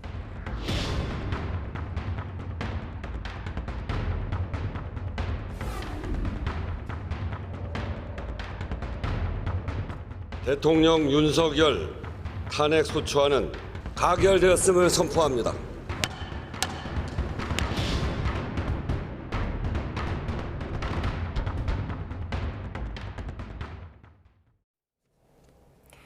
국회에서 윤석열 대통령에 대한 탄핵안이 가결됨에 따라 이제 헌법재판소에서 탄핵의 시간이 흐르게 됩니다. 국회 문턱을 넘은 지금부터 어떤 과정이 남아있는지 김철희 기자가 정리했습니다. 윤석열 대통령에 대한 탄핵 소추 의결서는 국회 법사위원장이 헌법재판소와 대통령실에 보내게 됩니다. 이후 헌재에 의결서가 접수되면 사건 번호가 부여되고 전산 추첨을 통해 헌법재판관 9명 가운데 주심이 정해지는데 이때부터 탄핵 심판의 시계는 본격적으로 작동하기 시작합니다. 탄핵 사안은 별도의 적법 요건을 다루진 않습니다. 따라서 전원부에서 바로 심리에 들어가는데 일반 법정에서 다투는 것처럼 법사위원장이 소추위원, 즉 사실상 원고의 역할을 맡습니다. 당사자이자 피고인 윤 대통령은 직무가 정지된 상태로 첫 변론 기일에 맞춰 참석해야 하지만 강제할 방법은 없습니다. 만약 나오지 않는다고 해도 그대로 심리는 이어집니다. 헌법재판소가 헌재 3명이 공석인 6인 체제라 하더라도 결정은 가능합니다. 그러나 재판관 6인 이상의 찬성으로 탄핵을 결정할 수 있어 만장일치가 나와야 합니다. 윤 대통령 같은 경우 새로 탄핵 소추에서 심판하려면 최소 석 달 이상 걸릴 겁니다. 그러면은 이제 후임 재판관 임명이 먼저죠. 따라서 정상적인 체제에서 탄핵 심판이 이루어지기 위해선 여당과 야당이 합의해 국회 몫인 헌법재판관 3명을 그 전에 선출해 공석을 채워야 하고 이들에 대한 임명은 대통령 권한 대행인 한덕수 국무총리가 맡게 됩니다. YTN 김천입니다. 윤석열 대통령에 대한 탄핵 소추안에는 위법한 비상계엄 선포로 내란을 일으켰다는 내용이 핵심 사유로 언급됐습니다. 윤 대통령은 애초에 심판 대상이 될 수 없다는 입장인데 재판 과정에서 치열한 법적인 다툼이 이어질 전망입니다. 최민기 기자입니다. 윤석열 대통령은 이번 비상계엄 사태와 관련해 책임을 피하지 않겠다고 말했습니다. 저는 이번 계엄 선포와 관련하여 법적, 정치적 책임 문제를 회피하지 않겠습니다. 탄핵 소추안이 국회 본회의를 통과하며 이제 공은 헌법재판소로 넘어갔습니다. 윤 대통령 탄핵 소추안의 핵심 내용은 위헌, 위법한 비상계엄 선포로 국회를 억압하고 내란을 일으켰다는 점입니다. 헌법을 수호할 책무를 지는데도 되레 국헌을 어지럽게 할 목적으로 폭동을 일으켜 평온을 해쳤다는 겁니다. 하지만 윤 대통령은 불가피한 통치 행위였다며 내란은 물론 사법 판단의 대상도 될 수 없다고 강조하고 있습니다. 대통령의 헌법적 결단이자 통치 행위가 어떻게 내란이 될 수 있습니까? 사명권 행사, 외교권 행사와 같은 사법 심사의 대상이 되지 않는 통치 행위입니다. 계엄 선포 요건을 지켰는지도 쟁점이 될 것으로 보입니다. 탄핵안을 발의한 야당은 이딴 공직자 탄핵 추진과 주요 예산 삭감은 적법한 사유가 될 수 없다는 입장이지만 윤 대통령은 탄핵 남발은 국정 마비를, 예산 삭감은 경제 비상을 불러왔다고 강조해왔습니다. 절차의 적법성도 따져봐야 할 지점입니다. 헌법과 계엄법에 따라 계엄 선포 전 반드시 거쳐야 하는 국무회의가 단 5분 만에 끝난 데다 상당수 국무위원의 반대에도 계엄을 선포한 만큼 사실상 심의 과정이 없었다는 지적이 잇따랐기 때문입니다. 이번 비상계엄을 선포한 국무회의는 국무회의가 아닌 게 맞죠? 저는 의원님의 말씀에 동의합니다. 네, 절차적 하자, 실질적 하자가 있습니다. 정치 활동과 집회 금지, 언론 통제 등의 내용이 담긴 계엄 포고령 역시 심리 과정에서 핵심적으로 다뤄질 전망입니다. YTN 최민기입니다. 윤석열 대통령은 국회 탄핵 소추안 가결 직후 결코 포기하지 않겠다며 마지막까지 국가를 위해 최선을 다하겠다고 말했습니다. 직무 정지로 권한 행사가 모두 중단된 윤 대통령은 관저에 머물면서 내란 수사와 헌재 탄핵 심판에 대응할 것으로 보입니다. 신윤정 기자입니다. 윤석열 대통령은 국회 탄핵안 가결 1시간쯤 뒤 결코 포기하지 않겠다고 밝혔습니다. 한남동 관저에서 녹화한 대국민 담화를 통해 지금 잠시 멈춰서지만 마지막 순간까지 최선을 다하겠다고 말했습니다. 저는 결코 포기하지 않겠습니다. 저를 향한 질책, 격려와 성원을 모두 마음에 품고 마지막 순간까지 국가를 위해 최선을 다하겠습니다. 그러면서 그동안의 노력이 허사로 돌아가지 않을까 답답하다며 모두 대한민국 자유민주주의와 번영을 위해 힘을 모으자고 강조했습니다. 공직자들에게는 맡은 소임을 다해달라는 직무정지 전 마지막 당부를 했고 탄핵안을 통과시킨 정치권을 향해서도 메시지를 남겼습니다. 폭주와 대결의 정치에서 수구위와 배려의 정치로 바뀔 수 있도록 정치 문화와 제도를 개선하는 데 관심과 노력을 기울여 주시기 바랍니다. 국회의 탄핵 소추 의결서는 담화 발표 1시간쯤 뒤 용산 대통령실에 접수되며 국가 원수이자 행정부 수반으로서의 직무는 즉시 정지됐습니다. 국무회의 주재 등 국정 관련 모든 업무가 중단되고 국군 통수권과 법률안 거부권, 인사권 등 권한도 탄핵 심판 기간 중엔 행사할 수 없습니다. 대통령 비서실과 국가안보실도 앞으로는 권한대행인 한덕수 총리의 지휘를 받게 돼 윤 대통령은 청사로 나와 참모진 보좌를 받을 수도 없습니다. 다만 대통령 신분은 유지되며 월급과 관저 사용, 경호와 의전도 유지됩니다. 이에 따라 윤 대통령은 당분간 관저에서 머물며 검찰과 경찰, 공수처에서 동시다발적으로 조여오는 내란죄 수사부터 대비할 걸로 보입니다. 접촉해오던 변호인단을 조속히 확정하고 우선 수사당국의 소환 요청이나 체포 등에 대한 대응부터 모색할 전망입니다. 동시에 헌법재판소 탄핵심판 변론에도 성실하게 임하며 법리 다툼에 나설 것으로 전망됩니다. 윤 대통령이 끝까지 싸우겠다고 밝힌 지난 담화에 이어 포기하지 않겠다고 거듭 강조한 만큼 직무정지 기간 헌재에 나와 직접 변론에 나설 가능성도 제기됩니다. YTN 신윤정입니다. 네, 방금 신윤정 기자가 대통령 신분이 유지되면서 월급이랑 관저 사용, 경호 의전이 다 유지된다고 하지 않았습니까? 월급이 올해 대통령 연봉이 2억 5,493만 3천 원입니다.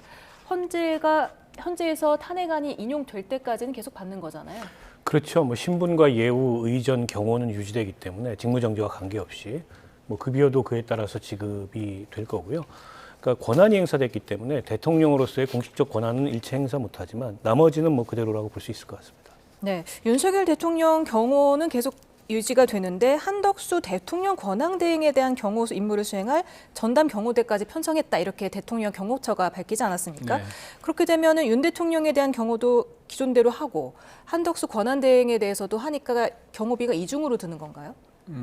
아무래도 이중으로 든다고 얘기를 하겠지만 실질적으로 지금까지 대통령이 어떤 일정을 소화하는 데 있어서 경호 인력이 일정이 이렇게 많은 건 아닐 거 아닙니까? 사실상 이제 관저에 머물면서 법적 대응을 논의하기 때문에 그런 측면에 있었을 때 관저를 지키는 있었을 때 경호와 대통령을 수행하면서 권한 대행으로서 국무총리가 하는 어떤 경호는 인적이나 아니면 드는 비용이나 그런 여러 가지 차량이 동원되는 부분에 있을 때 그 비용의 차이는 좀 있을 것 같습니다. 그래서 대통령이 사실상 여기 보면 직무가 정지됐지만 집무실도 나갈 수는 있습니다. 그렇지만 예전에 보면 노무현 전 대통령이나 박근혜 전 대통령 같은 경우도 당시 청와대 집무실은 사용하지 않고 대부분 관저에 머물렀다고 합니다. 네, 그리고 잦은 하야와 달리 만약에 탄핵됐을 경우에는 대통령이 전직 대통령으로서의 예우를 못 받게 되는 거죠?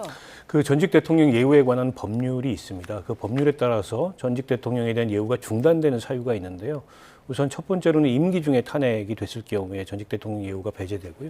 두 번째로는 금고 이상의 형을 받아서 확정됐을 경우에 전직 대통령에 대한 예우가 배제됩니다. 지금 생존해 있는 전직 대통령 경우에 문재인 대통령은 전직 대통령 예우에 관한 법률에 따라서 예우를 받고 있는데 박근혜 전 대통령 임기 중에 탄핵이 됐고 그리고 이명박 전 대통령은 금고 이상의 형을 받아서 그게 확정이 됐기 때문에 예우에서 배제되는 그리고 과거로 거슬러 올라가면 전두환, 노태우 이 두 전직 대통령도 마찬가지로 이 금고 이상의 형을 받아서 형이 확정됐기 때문에 예우가 배제됐던 그런 경우에 해당합니다. 예.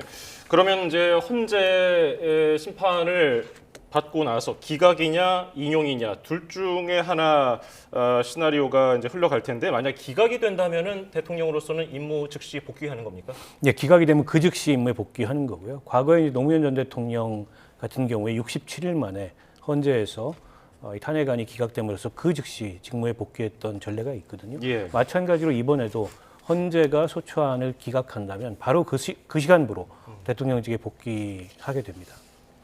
지금 만약에 헌재가 탄핵을 인용하게 되면 정치권은 조기 대선 국면으로 접어들지 않겠습니까? 네. 이재명 대표의 사법 일정이 좀 변수가 될 것으로 보이는데 어떻습니까? 사실 이재명 대표가 본인은 이제 국민을 내세우면서 민주주의의 어떤 얘기를 많이 거창하게 하지만 현실적으로 볼 때 본인이 이제까지 탄핵을 좀 남발하면서 대통령을 끌어내리고자 했던 이유는 다 아는 거 아닙니까? 본인의 사법 리스크고 1심에서 유죄를 받았습니다. 2심이 633 공직선거법에 의하면 내년 2, 3월에는 나와야 되는 거 아닙니까? 결국은 이재명 대표가 오늘 얘기를 했죠. 1차전 승리를 했다. 그 국민께 감사한 얘기를 하겠지만 굉장히 본인은 사법 리스크에서 굉장히 목이 조여왔는데 숨이 트였죠. 얼굴 표정 관리를 하고 있을 겁니다. 애써 이제 침착한 척 할 텐데 문제는 저는 그렇습니다. 이게 예전에 침대 축구라는 게 있었어요. 중동전은 우리나라 대한민국 축구를 할 때 중동에 있는 나라들이 이기고 있으면 계속 엎어졌습니다. 예. 엄살을 피웠죠. 그런데 지금 침대 축구 안 합니다. 왜 그런지 아십니까? 인저리 타임이라고 해서 누워있는 시간을 정확히 재가지고 그거를 추가 시간을 주는 겁니다. 저는 사법이 저는 대통령에 대해서 정치적 책임을 물어서 탄핵을 가결시켰습니다. 헌재에서 인용이 될 수도 있고 기각이 될 수 있어요. 이건 사법 시스템으로 가는 겁니다. 그렇다면 이거는 지금의 분노는 대통령대에 있지만 사법 리스크가 없어지는 게 아닙니다. 이재명 대표. 그렇다면 정확하게 633 원칙을 해야겠죠. 근데 지금 어떻게 하고 있습니까? 변호인 선임 안 하고 있죠. 그거 관련해 가지고 관련 서류 수용하지 않고 있습니다. 침대 축구 하려고 해요. 그렇다면 저는 떳떳하다면 저는 이재명 대표가 대권 욕심이 있고 떳떳하다면 이러고 얘기하면 좋겠어요. 나는 사법 리스크, 나는 무죄를 단언한다. 그렇다면 내가 어정쩡하게 이런 사법 리스크가 있는 상황에서 대통령 페어아진 상황에서 내가 대통령이 된다면 사람들은 거리로 나갈 겁니다. 그러면 한 사람의 대통령 리더십이 만들어지는 게 아니라 불행이 시작이고 계속 거리에서 정치를 하는 겁니다. 그건 안 되지 않습니까? 민주주의를 통해서 선거라는 과정을 통해서 우리는 안정을 하고 뭔가 새로운 리더십을 만들어야 되는데 계속 발목이 잡혀있는 형국이에요. 그렇기 때문에 저는 이재명 대표가 차분하게 본인의 사법 리스크에 대해서 예측 가능하게 내가 당당하게 2심 3월 달에 해줘라. 내가 그리고 이걸 깔끔하게 해소했을 때 내가 조기 대선 얘기할 수 있는 거 아닙니까? 그런 당당함을 한번 기대해 봅니다. 예, 시간권은 침대 축구에 비유를 해주셨는데 어떻게 들으셨습니까? 원론적으로 얘기하면 탄핵은 탄핵이고 재판은 재판입니다. 탄핵이라는 어떤 그 대통령에 대한 정치적 파면 절차가 진행된다고 해서 야당 대표에 대한 재판이 중단되거나 멈추는 것은 아니고 자칫 그게 지연될 경우에 또 사법부가 오해를 받을 수 있거든요. 아마 저는 원칙대로 할 거라고 보고 지금 이제 얘기가 나오고 있는 이재명 대표가 변호인을 선임 안 한다. 그리고 소송 서류를 수령하지 않음으로 인해서 재판이 지연된다. 글쎄 그게 어떻게 보면은 좀 제1야당 대표로서 당당하지 못한 모습 아니냐 이런 지적은 저는 할 수 있다고 봅니다. 그러나 변호인들 얘기를 들어보면 형사재판에서 흔히 있는 그런 일종의 이제 뭐랄까요 재판 전술이라 그럴까요 그런 범주 내에 있는 거기 때문에 그게 위법하거나 뭐 절차를 어기거나 이런 게 아니라면 뭐 그걸 가지고 절차적으로 문제를 삼을 수는 없는 건데 근데 그것도 뭐 영원히 회피할 수는 없는 거거든요. 소송 서류는 언젠간 전달이 될 거고 변호인도 선임을 안 할 수가 없는 거고 그러면 이제 재판 절차가 개시가 될 텐데 이제 국민의힘에서는 그동안에 탄핵 불가 사유로 계속 얘기했던 게 이렇게 되면 권력이 이재명 대표한테 넘어간다. 사법 리스크를 받고 있고 범죄 혐의를 받고 있는 사람에게 권력을 넘겨줄 수 없기 때문에 탄핵에 동의할 수 없다. 근데 탄핵은 탄핵 사유 그 자체를 두고서 판단을 해야 되는 거지 상대당이나 그 상대당의 후보에게 권력이 넘어갈까 봐 대통령이 중대한 잘못을 저질렀음에도 불구하고 탄핵을 못한다는 것은 뭐 논리적으로나 현실적으로나 납득하기 어려운 그런 주장이었다고 보고요. 그조차 국민이 선택하는 겁니다. 이제 국민이 윤 대통령에 대한 탄핵 절차가 마무리됐기 때문에 지금 이 상황에서 이재명 대표의 사법 리스크를 어떻게 볼 건가. 그리고 이재명 대표의 그 사법 리스크가 만약 현실화된다면 그에 대해서도 어떻게 판단할 건가. 이건 아직 조기 대선이 확정된 상황도 아니고 조기 대선이 확정된다 하더라도 국민이 판단할 문제지 국민의힘에서 그걸 사유를 들어서 뭐 이것도 피하고 저것도 피한다고 해서 지금 뭐 그러면 그 윤 대통령이 저지른 잘못이나 또 국민의힘이 지적받고 있는 그런 잘못이나 이게 사해지는 건 아니거든요. 그래서 저는 자꾸 이제 상대당 핑계를 댈 문제는 아니라고 보고요. 대통령의 잘못은 대통령의 잘못이고 또 야당 대표가 책임져야 될 몫은 야당 대표의 책임이라고 생각합니다. 네, 만약에 조기 대선이 확정이 돼서 이재명 대표가 대통령이 당선이 된다면 그 이후의 재판은 어떻게 되는 겁니까? 그거가 헌법 84조인가요? 제가 좀 헷갈리긴 하는데 대통령은 임기 중 탄핵 소추되지 않은데 내란과 외환 제외하는 거 아닙니까? 근데 문제는 여기에서 탄핵 소추되지 않는다, 기소되지 않는다는 게 대통령 임기 중에 있는 범죄거든요. 예. 근데 이재명 대표는 대통령이 되기 전에 수많은 지금 혐의로 재판을 받고 있지 않습니까? 그렇다면 이건 논란이 돼요. 더더욱 논란이 됩니다. 그러면 대통령이 됐어요. 근데 이거 가지고 계속 싸울 거 아닙니까? 이거에 대해서 명시적으로 제가 볼 때는 사법부, 대법원, 법원 행정처나 대법원장이 이 부분에 대해서는 가름말을 타줘야 됩니다. 그러니까 저는 지금의 사법의 시계는 헌재의 시계, 그 다음에 사법부의 시계가 똑같이 가야 됩니다. 근데 사실 지금 민주당의 전략은 뭐냐면 헌재는 굉장히 짧게 되길 원하고 본인들의 시계는 굉장히 느려지길 원하는 거 아닙니까? 저는 최소한 항소심이 2심에서 유죄가 된다면 지금의 민주당 내에 있는 지금 이른바 친명 세력과 비명 세력 간의 어떤 그게 좀 달라질 수 있다고 봐요. 왜냐하면 2심에서 유죄 나오면 최종심에서 무죄 나올 가능성이 별로 없다고 보는 게 맞습니다. 법률심이기 때문에 그런 측면에서 유권자들이 볼 때 이건 문제가 있다고 볼 수밖에 없거든요. 그렇다면 비명계 입장에서는 본인들이 지금 하고 싶은 얘기를 좀 더 할 수 있다. 그런 측면에서 봤을 때는 조기 대선의 어떤 그 기간이 그러니까 좀 늘어진다고 한다면 저는 개헌의 요구도 조금 본물 터질 수 있다 이렇게 봅니다. 예, 그러면 지금 대통령 헌재 탄핵 심판과 이재명 대표 공직선거법 선거와 무엇이 먼저 끝날까? 이것도 관심사거든요. 어떻게 전망하세요? 글쎄요, 그게 뭐가 먼저 끝날지를 예측하기는 어렵고요. 어쨌든 두 개는 별개의 일입니다. 헌법재판소는 헌법재판소의 일을 하면 되고 또 이재명 대표의 그 항고심 재판을 맡은 재판부는 재판부의 일을 하면 된다고 보고요. 그런데 아마 민주당이나 이재명 대표 측에서는 최대한 재판을 지연하기 위해서 이 가용 가능한 모든 방법을 동원하겠죠. 그걸 뭐 정치적으로 비난할 수는 있겠지만 그게 법적으로 뭐 불법적이거나 위법적인 수단을 동원해서 하는 게 아니기 때문에 그걸 하는 걸 두고 또 뭐라고 시비를 걸기는 어려운 측면도 있고요. 그 앞서 얘기하셨던 만약 이재명 대표가 조기 대선을 거쳐서 대통령에 당선이 되면 지금 진행 중인 재판이 어떻게 되냐. 이게 굉장한 논란을 부를 수가 있습니다. 예. 대통령은 임기 중에 내란 외환의 죄를 제외하고는 형사상에 소추되지 않는 불소추 특권이 있는데 기존에 진행 중이던 재판이 여기에 해당하느냐 해당하지 않느냐. 근데 명시적 규정이 없거든요. 예. 결국엔 이거 해석의 문제일 텐데 그 해석을 둘러싸고 엄청난 논란이 될 수 있습니다. 그리고 아직 뭐 대선이 끝나지도 않았고 결과가 나오지도 않았는데 사법부가 이에 대해서 미리 유권 해석을 내리기도 어려워요. 그때 닥쳐서 그러면은 이게 논란이 됐을 때 해석을 내리게 될 텐데 현실적으로 보면 대통령이 당선된 사람의 기존 재판을 계속 진행해가지고 대통령 선거를 무효로 만들 수 있을까요? 그거 엄청난 혼란이 야기될 거여서 만약 조기 대선을 통해서 대통령이 당선이 되면 아마 임기 이후로 그 재판이 모두 중단되는 게 현실적으로 가능성이 높지 않을까 저는 그렇게 예상합니다. 네. 제가 한 말씀 드려도 될까요? 그러니까 결국 헌법의 아버지들이 이런 부분에 대해서 생각을 못했던 겁니다. 이재명 대표처럼 이렇게 혐의가 많은 분이 과연 후보로 될 수 있을까? 왜냐 이거는 민주당의 당원을 보면 원래 기소가 되면 직무 정지되는 거에 있었습니다. 근데 이재명 대표가 민주당의 아버지로서 그걸 딱 없애지 않았습니까? 결국 당내에서도 이런 문제가 있을 때 직무 정지를 했는데 이런 후보, 그러니까 저는 그래요. 검찰 독재이기 때문에 모든 혐의를 다 소설로 만들어서 덧씌웠다고 보지 않습니다.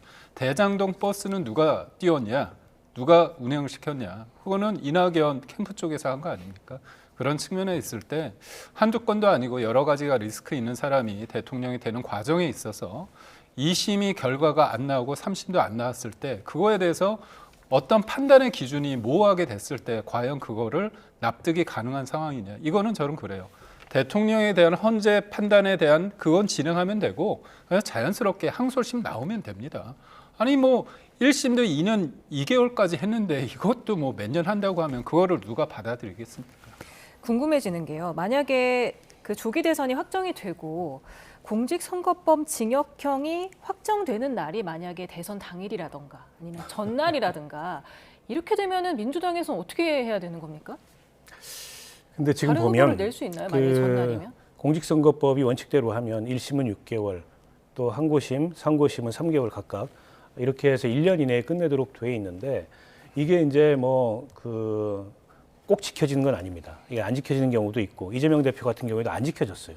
2년을 넘게 1심 재판을 끌어서 지금 법원에서는 어쨌든 항고심이나 상고심은 원칙대로 3개월 내에 끝내야 된다. 이 원칙을 갖고 있는데 이런 지금 정치적 상황이 하나의 변수가 될 수밖에 없을 것 같고요. 게다가 이제 본인들이 가용 가능한, 동원 가능한 모든 지금 재판 지연 수단을 쓰고 있기 때문에 과연 3개월 내에 끝낼 수 있을지 다소는 좀 의문이고 게다가 2심이 확정되면 이제 3심, 상고심 같은 경우에는 사실심리는 없습니다. 그냥 법리만 보는 거여서 그것도 이게 법리가 뭐 복잡한 문제가 아니기 때문에 빨리 날 수는 있겠으나 지금 조기 대선이 언제 열릴지 모르겠지만 최장 헌재에서 6개월을 심사한다고 보고 6개월 내에 과연 2심까지 끝낼 수, 3심까지 끝날 수 있을까 쉽지 않아 보입니다. 그런 면에서 봤을 때 앞서 이제 우리 김 대변인 얘기하셨듯이 원래 민주당의 당원 당규에 따르면 형사상 기소만 돼도 직을 내려놓고 무죄를 증명한 이후에 직에 복귀하는 게 기존에 이제 당원이었는데 그거 다 없앴지 않습니까? 예.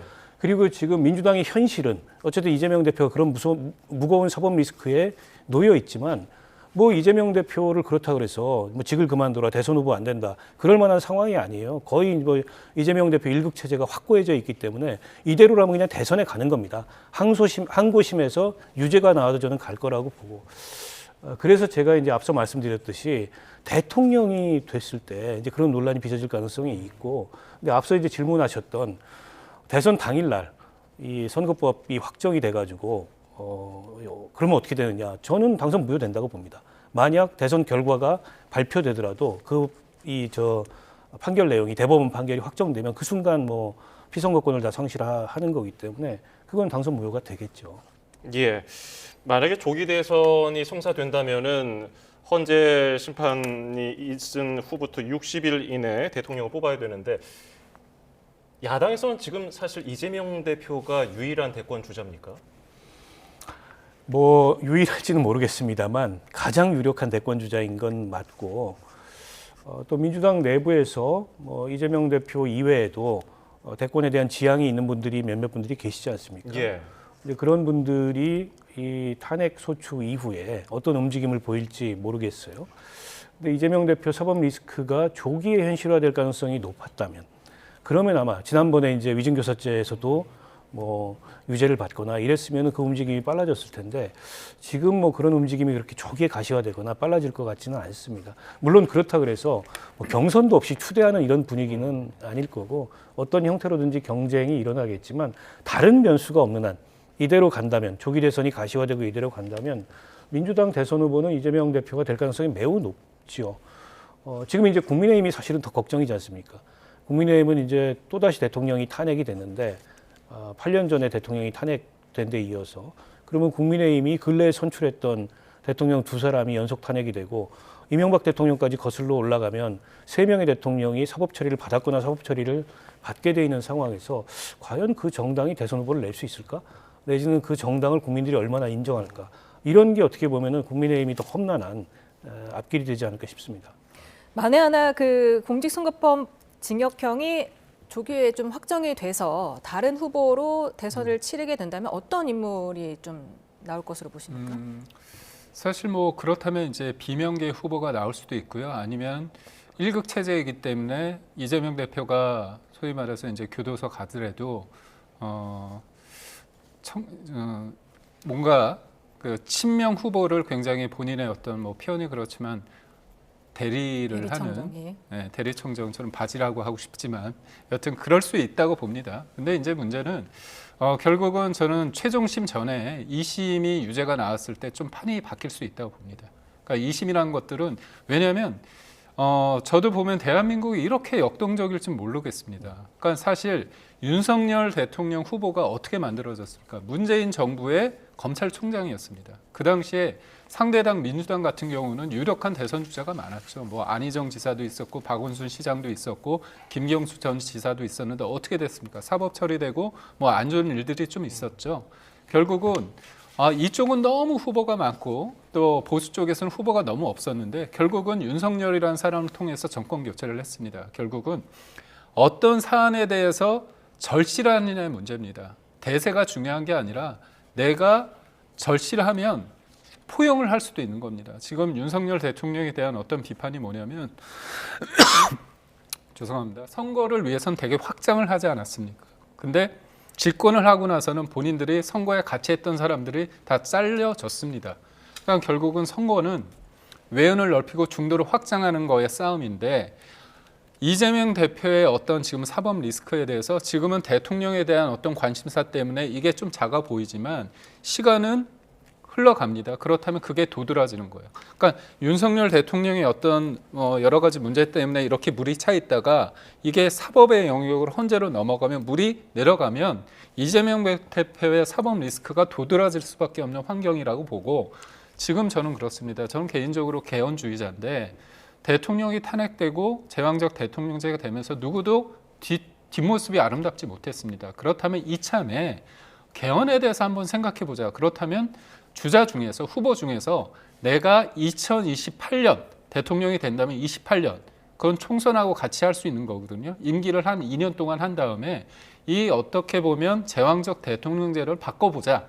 개헌을 한번 던진다고 본다면 이재명 대표 입장에서 5년을 다 꽉 채우고 싶겠죠. 그렇지만 사람들 입장에서는 반 이재명의 전선을 개헌을 통해서 구축을 한다면 한번 해볼만 합니다.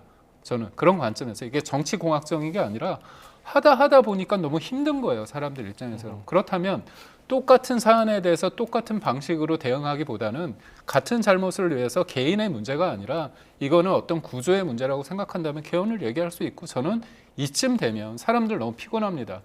정치라는 게 희망을 줘야 되는데 상대를 악마화해서 되게 힘들잖아요. 이게 고착화되어 있는데 그렇다면 판을 바꾸자. 그렇다면 그거는 개인의 희생이 필요합니다. 임기 단축 개헌을 통해서 뭔가 한다면 저는 충분히 해볼 만하다고. 예. 지금 야당에서는 정권을 탈환하려고 노력을 하고 있고 반대로 여당은 정권을 내주지 않기 위해서 계속해서 어떤 노력을 할 텐데 잠룡들이 지금 나올 시점은 아직 아닌 것 같고 좀 부담스러울 것 같기도 해요. 어떻게 보세요? 지금 이재명 대표 민주당 쪽에서 어떻게 보면 활발한 논의가 없을 수 있습니다. 왜냐하면 이재명 대표는 욕심이 있지만 나머지 부분은 일극 체제이기 때문에 김경수 전 지사든 아니면 뭐 김동연 지사든 그다음에 대구 국무총리 김부겸 국무총리 같은 입장도 사실 세력화를 못 하고 있거든요. 근데 이 시점은 관망하고 있는데 제가 앞서 드린 것처럼 2심에서 유죄가 어느 정도 나오면 그때부터 목소리를 낼 겁니다. 여당은 어떻습니까? 여당 같은 경우는 지금 한동훈 대표의 리더십이 사실상 붕괴됐다고 본다면 저는 한동훈 대표가 대권에 대한 생각이 있으시다면 이 부분에 대해서 명쾌하게 본인의 책임을 인정하는 게 낫다고 봅니다. 이거에 대해서 자꾸 왈가왈부하다 보면 조금 뭐 표현이 그럴 수 있지만 좀 없어 보입니다. 그러니까 책임질 부분은 책임지고 크게 보고 자기가 이거에 대해서 숙고의 시간을 거치면서 대선에 생각이 있다면 그때 다시 한번 생각을 하면 된다고 보고 있고요.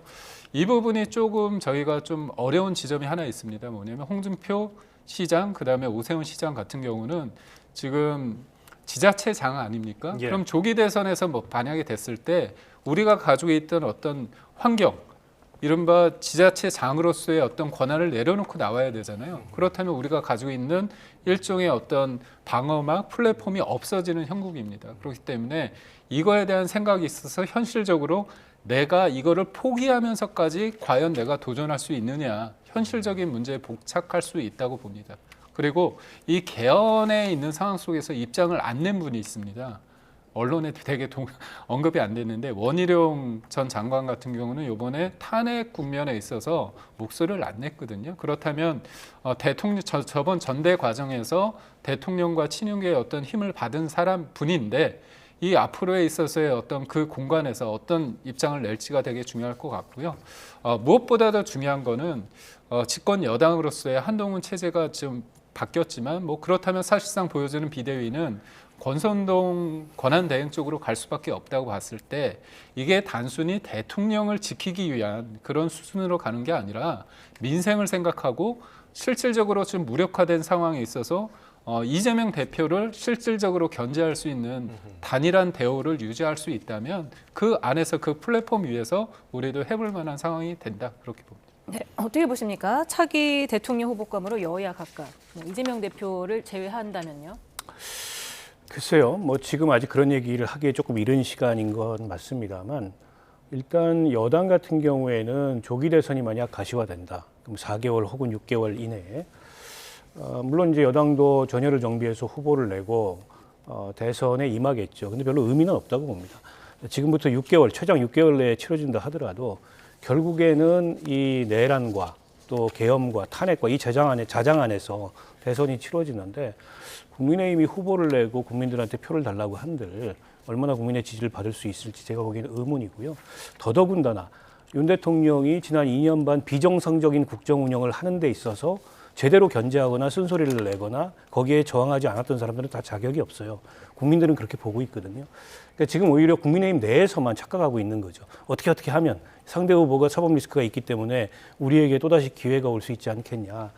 그런 생각을 하는데 이게 박근혜 전 대통령 탄핵 시점하고는 또 달라요. 예. 그때의 이 헌법적 위기하고 지금 겪고 있는 헌법적 위기하고 다릅니다. 그때는 박근혜 전 대통령이 뭐 제3자 뇌물죄나 직권남용이나 이런 혐의를 받았지만 적어도 이런 어떤 위헌 위법적인 뭐 비상계엄이라든지 내란이라든지 이런 혐의에 연루되지 않았는데 전 국민이 실시간으로 그걸 중계를 지켜봤고 앞으로 이 수사와 재판에서 나올 수많은 그런 그 충격적인 이슈들이 있을 거거든요.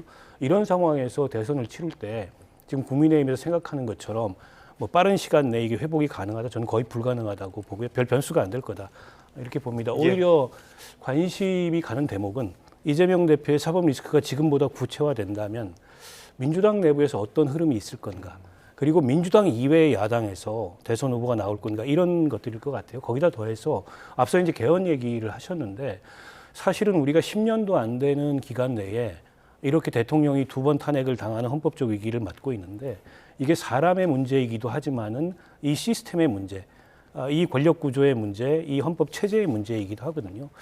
그래서 이거는 또다시 탄핵되고 조기 대선이 가시화돼서 차기 대통령이 누구냐, 이 경쟁으로 가는 것보다 더 중요한 게 이런 우리 시스템이 갖고 있는 근본적 결함, 사실은 87년 이 헌법을 우리가 만든 이래로 여러 가지 헌법적 결함이 있다고 지적이 돼 왔지만 이번에 내란 사태와 같은 이런 일이 일어나리라고는 누구도 예상하지 못했고 상상하지 못했거든요. 근데 이런 일이 일어났어요. 우리 헌법에 중대한 결함이 있다는 게 밝혀진 겁니다. 그에 대해서 어떤 대안을 만들 건가에 대한 논의가 자연스럽게 저는 의제로 나올 수밖에 없고 그 과정에서 개헌이 차기 대선의 주요 이슈로 떠오를 거다. 앞서 이제 차기 그 대권 주자들이 본인이 대통령이 당선된 이후에 임기를 단축해서라도 개헌을 하겠다, 이런 의지를 밝히는 게 중요하다고 말씀을 하셨는데 대선에서 개헌을 공약하고 당선된 대통령은 많아요. 근데 개헌이 한 번도 이루어지지 않았습니다. 예. 문재인 대통령도 하고 싶었죠. 개헌안까지 만들어서 냈습니다만 국회의 반대에 부딪혀서 못했습니다. 그런데다가 자기 임기를 줄이는 거, 저는 대통령이 당선된 다음에 불가능하다고 봅니다. 그러면 최선의 방법은 뭐냐면 대선과 함께 개헌을 하는 방법이 저는 있을 수 있다고 보고요.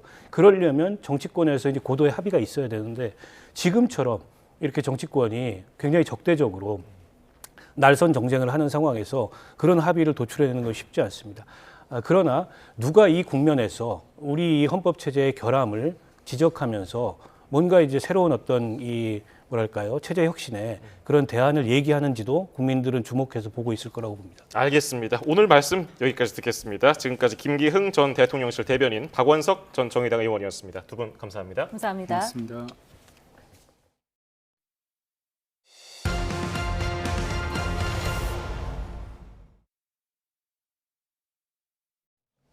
국회에서 탄핵 소추안이 가결돼 직무가 정지된 윤석열 대통령은 앞으로 검찰과 경찰, 공수처까지 3중 수사를 받게 됩니다. 초유의 동시다발 내란죄 수사인데 수사 당국은 강도 높게 혐의를 들여다볼 방침입니다. 우철희 기자입니다.